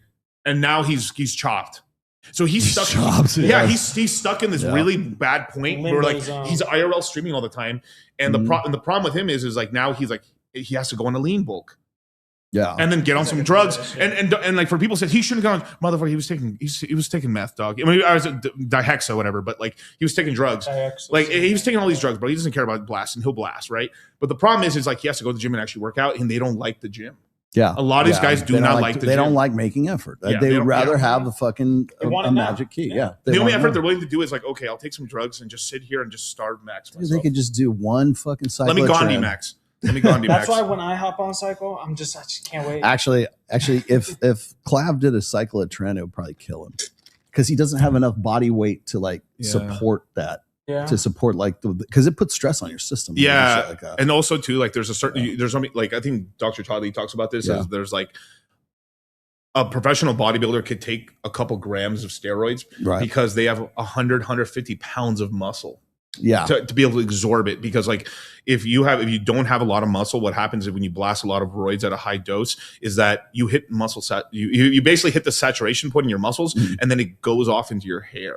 And that's DHT because it converts. Exactly. Because it'll convert into shit that gives you the side effects of those things that fucks you up. And that's the whole thing is basically and they're chastising guys who are like, well, like dude, like my face is a fucking 4, but like if I can push my body to like an 8 out of 10 on that side, like I could get myself to a low 6. I can gym max and stuff, but then gym max. Everything's max. I know. Come on, man. But like I'm using their words to show ridiculous. It's like and this is the big attack. All right, Rolo, you're just a fucking gym cell. Yeah. Basically calling you like a monk mode gym dude. Fuck yeah. Fuck yeah. Fuck yeah. I'm vain. I'll be happy to do it. Yeah. But that's his main fear. He's afraid, like Victor's afraid to gain 15 pounds in order to go on a bulk. Because like gain 15 pounds, he doesn't have to go 20 pounds. 15 pounds, go up 15 pounds, blast your roids up, work out, then lean down a little bit. Or like actually you could just stay that weight and just grow into it. And then he looks so much better, more masculine. Because basically, I mean, but that's the thing he's afraid to do. He doesn't though. That's the thing is like it comes off as very like femme, like the face and everything. That it's like Poochie, you know. It's like he's Derek Zoolander, right? Yeah, Zoolander. Exactly. I was watching. Somebody, I think it was on Instagram. It was a reel. It was sent to me. There's this video of Satchel from Steel Panther being interviewed, and like this chick is interviewing him, right? And she's asking him about his workout, like because he's in shape. He does work out, you know, because he kind of has to. Do you have a picture of him? Yeah, Satchel's he's pretty decent. Satchel's about my age too. That's what gets me. But anyway, so he's talking about like he's like when you do a lot of drugs in your 20s and your 30s, he's all that's cool. He's all, but when you do a lot of drugs in your 50s and your 60s, he's all then you're kind of fucked up, you know. Yeah, that's Satchel. Yeah, he's in good shape. Yeah, he's in pretty good shape for his like if you show him on the stage right there, with his bicep. Well, on let that me one. bring it up. Yeah, push that one up. Scroll up a little bit. A little more. That one right there on the far. Yeah, that on the left. No, the other one. Well, I mean that's good too, but like that one right there. Yeah, that's. Yeah, that'll show you, right? For 50, that's a lot, for dude. being like he's in his late 50s, right? And so that hair, I mean, obviously, that's crazy. So because he never breaks character, like when he's because he's satchel, right? And so he's like, well, when you're 50 in your 60s, being on drugs is not cool. It fucks with things. And he goes, but I'm always working out on tour and on the road and everything. He goes, because I'm vain. and then he's like, yes, I eat all my meals in front of a mirror naked. Just Patrick Bateman. Fucking through the mirror. I eat all my meals in front of a mirror naked. Yes. Yeah. But look, Sean right there, this is so gay to be obsessed with your looks as a man. Like, but in a way, look, if you're obsessed with yourself at the gym, that's also you're obsessing over your fucking body too, bro. Okay, I understand this. Again, this is something like we just had Tanner Guzzi on a minute ago because this was actually why Tanner wrote the book, The Appearance of Power. Right. Men care about what they look like. Yes. Okay. So it's not gay. Yeah, it's not gay. I mean, gay men actually might overly care a little bit more. But see the thing is every man cares about how they look. Right. And so it's like, why would you care if someone said you're short? Well, he said, why you shouldn't care? He said people would go, well, only it's like you're small. He would have to answer these questions like it would be like real men don't care what they look like. He goes, okay, well, what did you wear to your father's funeral? What did you wear to the last? What did you wear to the last job interview you wore? What did you wear to the last wedding? Did you wear flip flops and jammy and pajamas? Yeah. No. Well, why not? You don't care what a real man doesn't care what he looks like. Are the male mammals the peacocks? Right. Well, and then so like men do care. It's just that we like to pretend that we don't care because it seems like we're more masculine if we're like, I just look like this all the time. I just happen to look, right? Imagine a muscular dude wearing the suit I have. You look like Kingpin. Yeah, trust me, exactly. Well, I mean, you called me Kingpin. Rollo, why do you always dress like a pirate, Rollo? Well, I got to dress for the job I want, right? Why do you dress like Batman? Well, I'm dressing for the job I want. We're at Fresh and Fit Live, and I was dressed up in what was it? Cashmere? I forgot what it was like, white cashmere suit or whatever. And then the first thing you told me, Rollo, was like, "Yo, Miguel, you look like the Kingpin." The Kingpin, you did because you look like Kingpin. Yes, I cracked up on that, dude. And then, but so the other thing he talks about is this is like back in like Roman legionnaires, right? Yeah. The centurions, the guys who were the leaders of the legions, right? They would always wear like these breastplates that would look like they got fucking pecs and they're ripped and they got like a 6-pack abs. Like, why would they not just wear a regular cuirass or whatever, like the regular ones do? Well, the reason is because that makes it look like the dude's yoked. That guy's fucking important because he's got abs and pecs, right? Even if it has to be, in fact, he's got them so big and so muscular that they have to make special armor to go over them so that he'll fit into it. Right? It's meant to intimidate. It's intimidation, right? It's to intimidate the enemy. Same thing with like a power set, the Kingpin, right? Yeah. The same thing. The reason you wear certain things is to present and project a performative masculinity. It's to present a fucking image, and sometimes that is to intimidate. Yeah. Sometimes it's to attract. It just depends on what appearance, what you're trying to broadcast and what you're trying to project. Yeah, and there's also this whole game too of guys like the same point, right? You're like, oh, this guy looks so put together, and he never talks about it, right? But it's because there's a lot of guys that like do all these things in the background that you would say like is like not gay, but you're just like, why is this guy so vain? He'll never talk about it because he doesn't want you to know about it. Because he's trying to get the advantage. Like it's like I even noticed this, like this being Mexican here, right? I would go to Mexican, Mexican. Whoa, right? I would go to these Mexican dances, and like I didn't know, no one told me anything, so I just wore I wore something cowboyish, right, and stuff. But I didn't wear any cowboy boots because I didn't have them at the time. And I was like, I know some of these people here. They're really short. How the fuck did they get so much tall? Yeah, I was like, what the fuck? And I was like, what the fuck is this? Like, and then now it doesn't matter. Black clubs. I've been to Mr. Jones. I've been to all the clubs in Miami. I've been here in Las Vegas. Dudes wearing like Air Maxes with lifts in it, bros. I mean, bro, I catch so many people walking with these fucking goofy ass Prada shoes and shit and everything. People are like height maxing. Tall dudes. I'm talking about dudes that are already like 6'4", wearing shoes to give them like that much in the club. A little bit of advantage. Yep. If you just walk off the street, go into a club, you're like, damn, I feel a little shorter in here. So my fellow Mexicans, have you seen I think this is a Mexican thing. is it a rodeo kind of thing where they have those boots with the tips of the boots are like really super long? They swing. What the fuck are those? So that was a phase during the 2010s and late 2000s. It would have been 2010s though, right? Yeah, they started with a small spiky boot. Basically, it's from this Kyle find out the village of and shit. But basically, they went viral because it was just this peacocking dance thing. The boots basically were only about that long. Yeah, it was just a little long. It just escalated. And then it escalated. To the point, I mean, bro, it became World War. Yeah, real pics too. Like, show these guys. Like they started off as a little. I mean, I think originally they were. If I remember correctly, that's fucking great, man. So you know how you have spurs? You have spurs in the back, right? They would also have them in the front, so they would just be a little spike in the front to kick the horse, and then it become like a whole dance thing, right? And eventually, it Armada. Go to that chubby guy. Go to that chubby guy. I love that picture right there. Right? Oh my god! Yeah, look at that dude. Yeah, like this motherfucker clean out here. Like Jester shoes, bro. Yeah. I mean, Jester Maxon, bro. But this became a whole thing. It was like basically people got away from the rancher style for a little bit in Mexico. The drug culture came in. That one right there. Yeah. Oh my shit.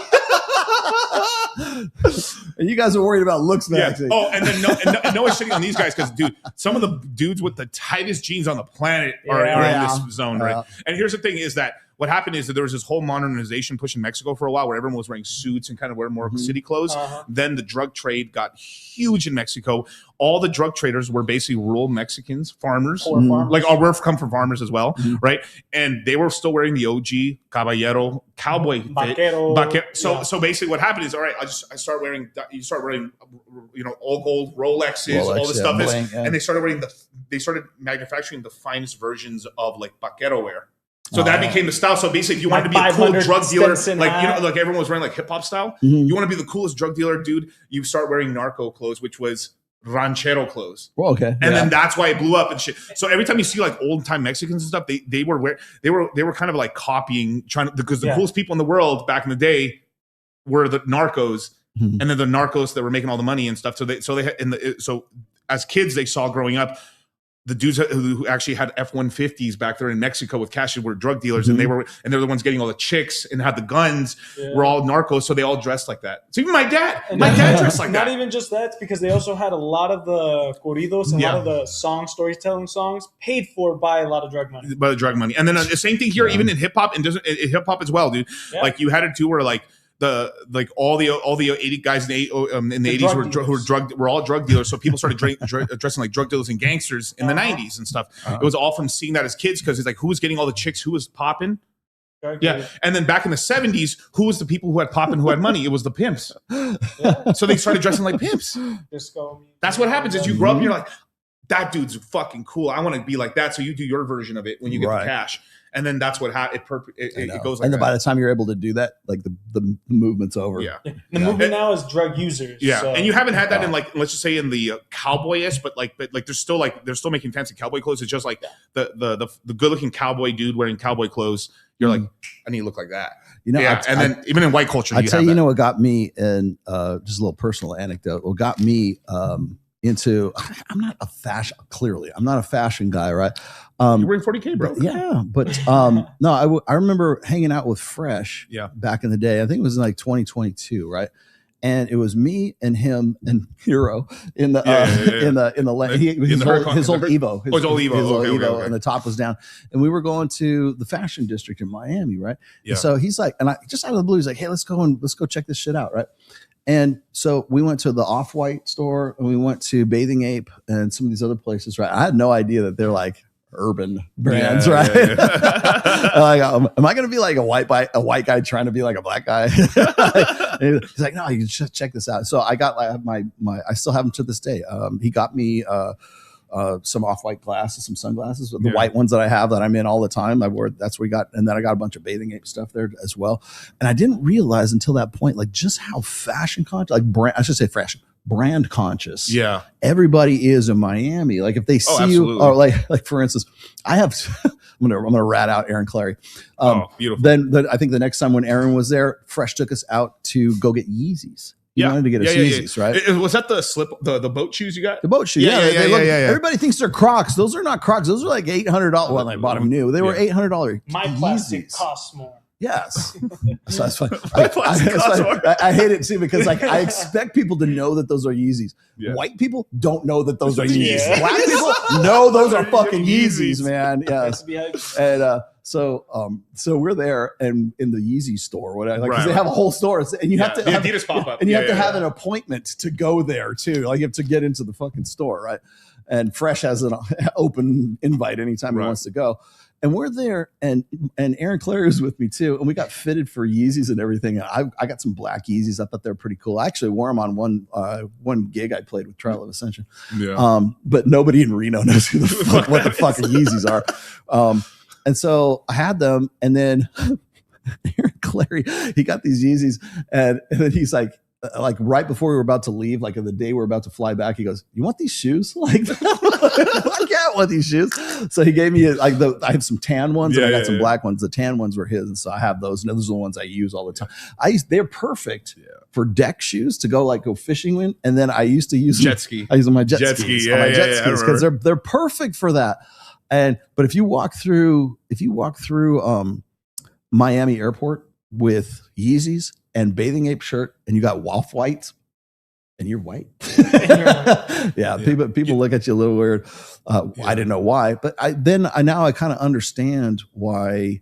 I was never like the fashion guy. I never really had like a fitted suit. I had my Zoot suit, right? Mm-hmm. And then I met Christian Baum, who's the guy who owns Jackson Maximus, who was in the And Christian made me my first custom suit. The suit I call it my Lucifer Morningstar suit because I based it on Lucifer Morningstar's outfits, from the show.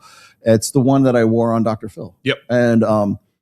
And I spent the one they put the bag on. I spent a good. Let's put it this way: I spent over $2,000 on that. Suit, right? Oh yeah. And then the shoes were custom Italian leather shoes too. And I'm not that guy, but I was after that. Holy shit, man! A fitted suit's nice, man. And it projects something. Yeah. Like say what you want about Justin Waller when he because he's always dressed, or Jim Kilgore. Those guys, they will always risk being overdressed than underdressed. Yeah. So they will always go in a suit. They will always go in something that it is. I mean, it's true that it's always better to be overdressed than underdressed. Yeah. A lot of times and stuff. Yeah. Better to dress up than dress down. Correct. And stuff. Especially these days. But I was never the fashion guy. I was never the brand guy. But you have your own type of fashion too, though. Yeah, band shirts, other members, stuff like that. Because you're doing the architpe, right? You're doing that because it's what you like. Well, that's what I'm comfortable in, and and that's funny you should say that because I actually mentioned that in my latest Substack article about performative masculinity, right? Like why do you wear what you wear? Why do a great segue. Why do guys wear certain things? So that's performative masculine. Are you really like that? Yeah, I actually fucking am, right? Yeah. And people will say, well, how come Rolo doesn't dress like an adult? I'm like, well, what? Okay, tell me what. Well, first of all, I can show you. Close up was brutal. First of all, I can do. First of all, I can show you pictures of me in that $2,500 suit that I have. Right. So I have that. I'm a chameleon. Okay, but they'll be like, well, he should take that beanie off, right? And I'm like, okay, but if I do that, like I cut my hair, right? You guys have seen my hair. Yeah. I cut my hair. Oh, there you go. That's such a good pick, though. That one with the double. Yeah, I did that. That was my Lucifer Morningstar. That's such a good one, man. Phase. Yes, yeah, that was good. Yeah. And so people would give me like shit about. Oh, God damn, I look old in that shot. Kevin Savo shot that actually on that one. Yeah. Like, Rolo never takes his beanie off. There's plenty of me without my beanie off. But it's funny how that was a good shot. Wait, go down, scroll down a minute. I don't even. Scroll down. No, keep going. No, that one right there. I'm looking up. I don't even have that shot. Wow. So anyways, so when people say, well, how you should take that beanie off, I'm like, I was thinking about it. I was like, I could very easily do a show without the beanie on because I don't have my long hair anymore. But I thought, that's how I'm recognizable. Like a brand a little Would bit? you if Tim Pool was walking around Las Vegas airport without his beanie on, would anybody know that was Tim Pool? Probably not. It'd be hard to, yeah. So I was at Bel Air last Monday with Jake and his new girlfriend. Yeah, I wouldn't either. You would not know. You would not know. No, he had to take the glasses off too. Like those. He looks like George Costanza. Yeah. And no offense, I like Tim. No, but you wouldn't. know who he was. And so I was at Bel Air. One trip to Turkey, bro. We're gonna change your life. Yeah, right. So I was at Bel Air on last Monday, and I got recognized 3 times. Yeah, at the thing because I had my beanie on. So I'm like, fuck it, I'm gonna keep the beanie on because I'm more recognizable with the beanie on than the beanie off. Yeah. So you guys can give me all the shit you want, but you wouldn't know it was me walking through Las Vegas airport if I didn't have this shit on, right? Yeah. So that's why I'm like, fuck it, I'll just keep it on.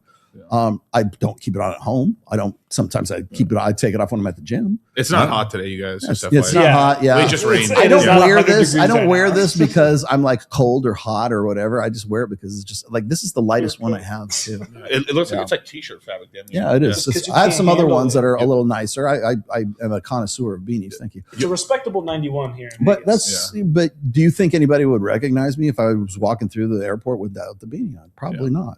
Unless I had the Access Vegas shirt on, and then people go. But people don't realize most of you guys would do it as well. Like you guys will probably wear the same type of work shirt every single day, and then how do most people recognize you? You know from the shirt. Yeah. I don't wear this like 24/7. Okay. Yeah. But like there's like a guy like I know it seems like I do. there's guys that like get all their clothes from Tractor Supply. And they wear the same Tractor Supply shit all day, or like I wear this one Carhartt. Yeah, Aaron Clary. Yeah, Carhartt. Yeah. Okay. Or like, oh my god, the hat guys who just wear the same type of hat every fucking day, no matter what. Yeah. No, I'm not shitting on you, Kyle, because you're 20. But if you're 30, Kyle, I'd be like, Kyle, enough with the hat, bro. Yeah. Because like if you're 20 with the hat on, I'm talking about like the baseball caps, the non-fitted ones, right?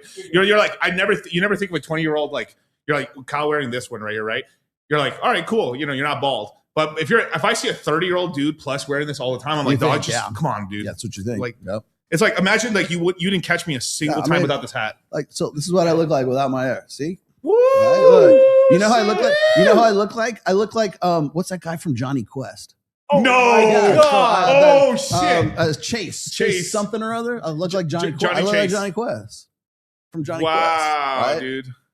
Is it Chase from Johnny Quest? Just go to Johnny Quest. Just say just put Johnny Quest. That dude right there. Wow. Race Bannon. I look like Race Bannon. This is Race Bannon, right? Yeah. Like people are gonna come. Oh my God. Dude, I've been without the beanie for a long time. Dog. Dude, that's it. That's put that on. That's look, see? I'm telling you. Damn, I feel like now you guys can call me Raiden. Wait, Rolo's Raiden. Hold up. Yeah. You're rated? Rolo's Raiden. Yes. So I'm getting rated. Is that what?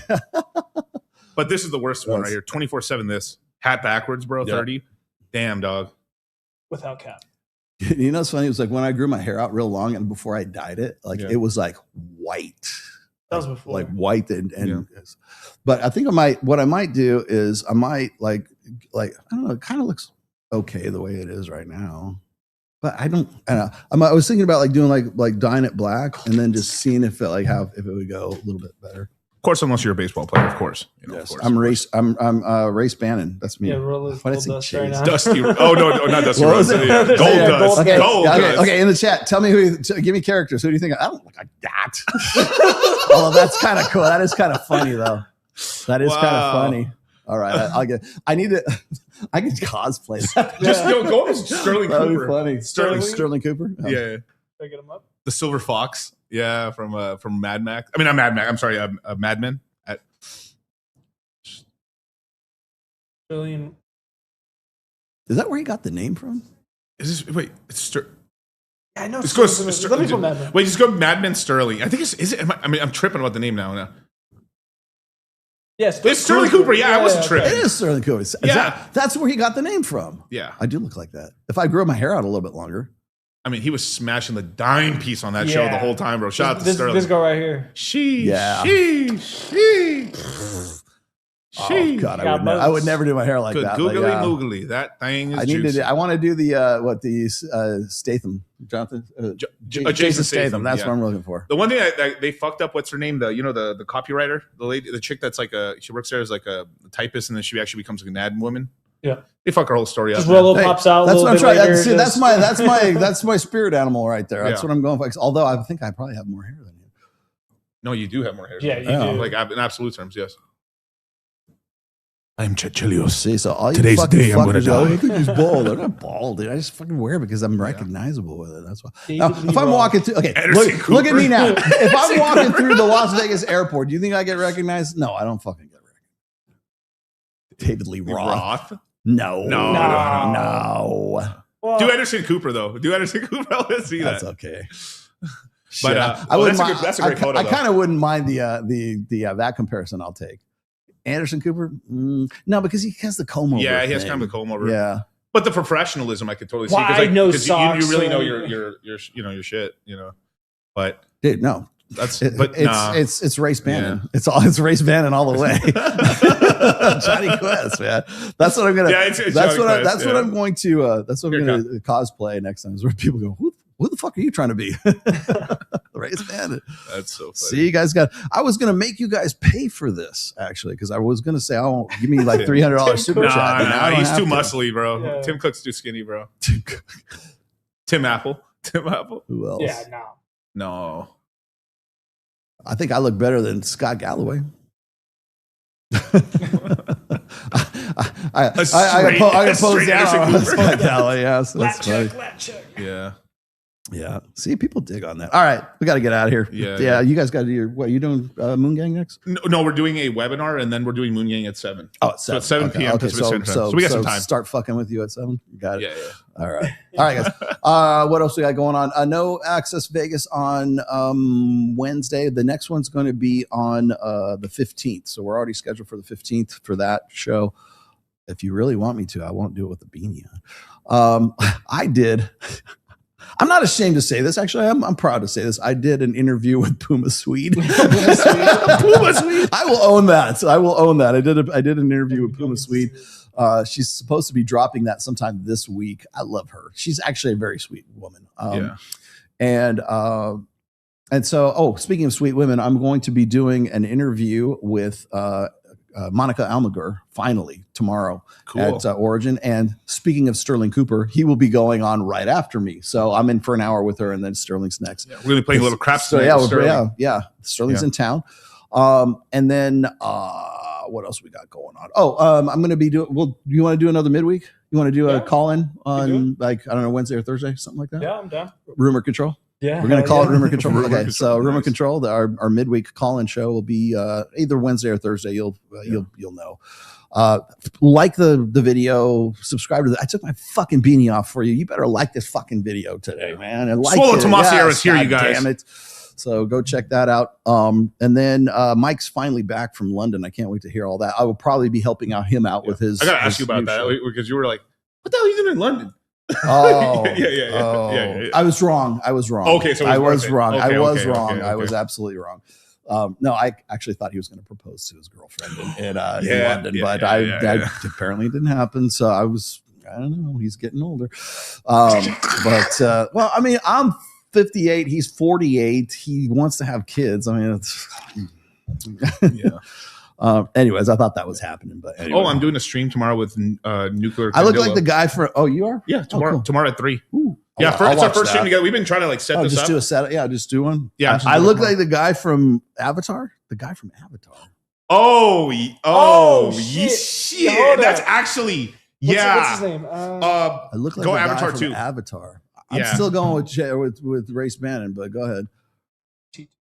Avatar 1 I actually. need that red. I'm going to get that red shirt. Go to the cast. Oh, you mean the guy who's the military dude? Yeah, the military captain. Yeah. Oh, I should grow and do like the flat top. I could do the flat top.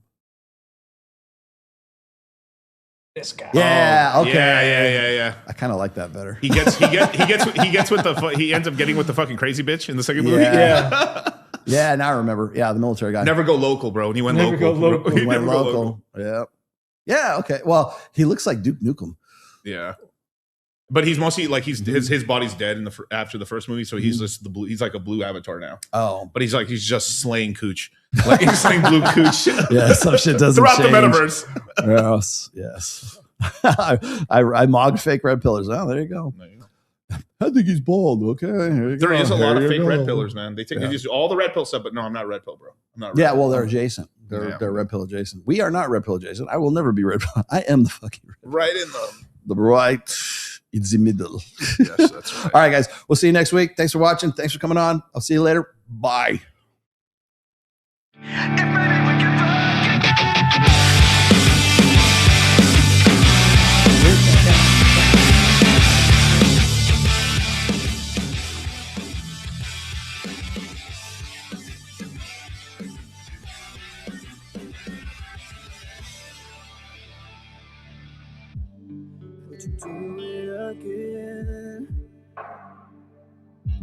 I need to feel you on top of me. It was my first time. Stop the cap. But I was just a kid when we met and went to bed. It was my first time. Hey, y'all.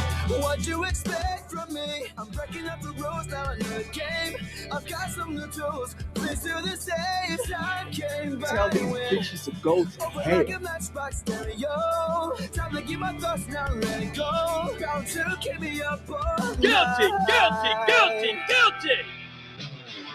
But maybe we can fuck again. And maybe things be different. Goddamn, baby, one more again. Won't you put it on me one more again? I need to know if maybe we can fuck again. Then maybe things be different. Goddamn, baby, one more again. You could have the best in my life. Goddamn right. The best in my life.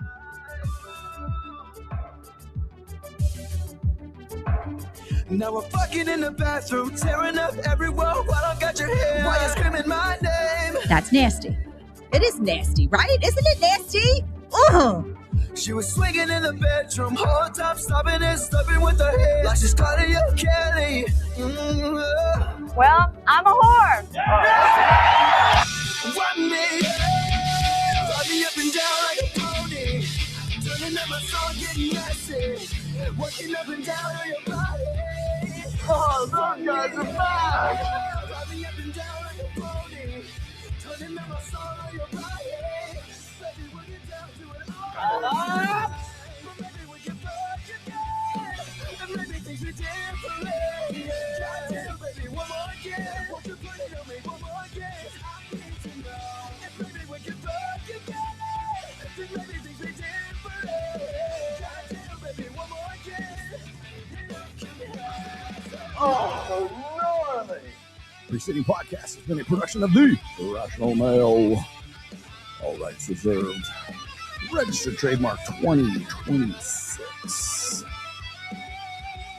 Don't steal my beanie.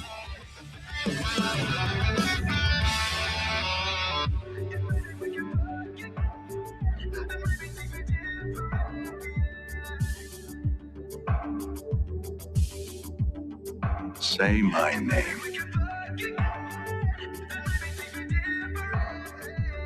Where's the Mountain Dew? If maybe we can fuck again, and maybe things be different. Goddamn, baby, one more again. Won't you put it on me one more again? I need to know if maybe we can fuck again. Where are the Cheetos? Goddamn, baby, one more again. What are you gonna do about it? I'll suck his dick.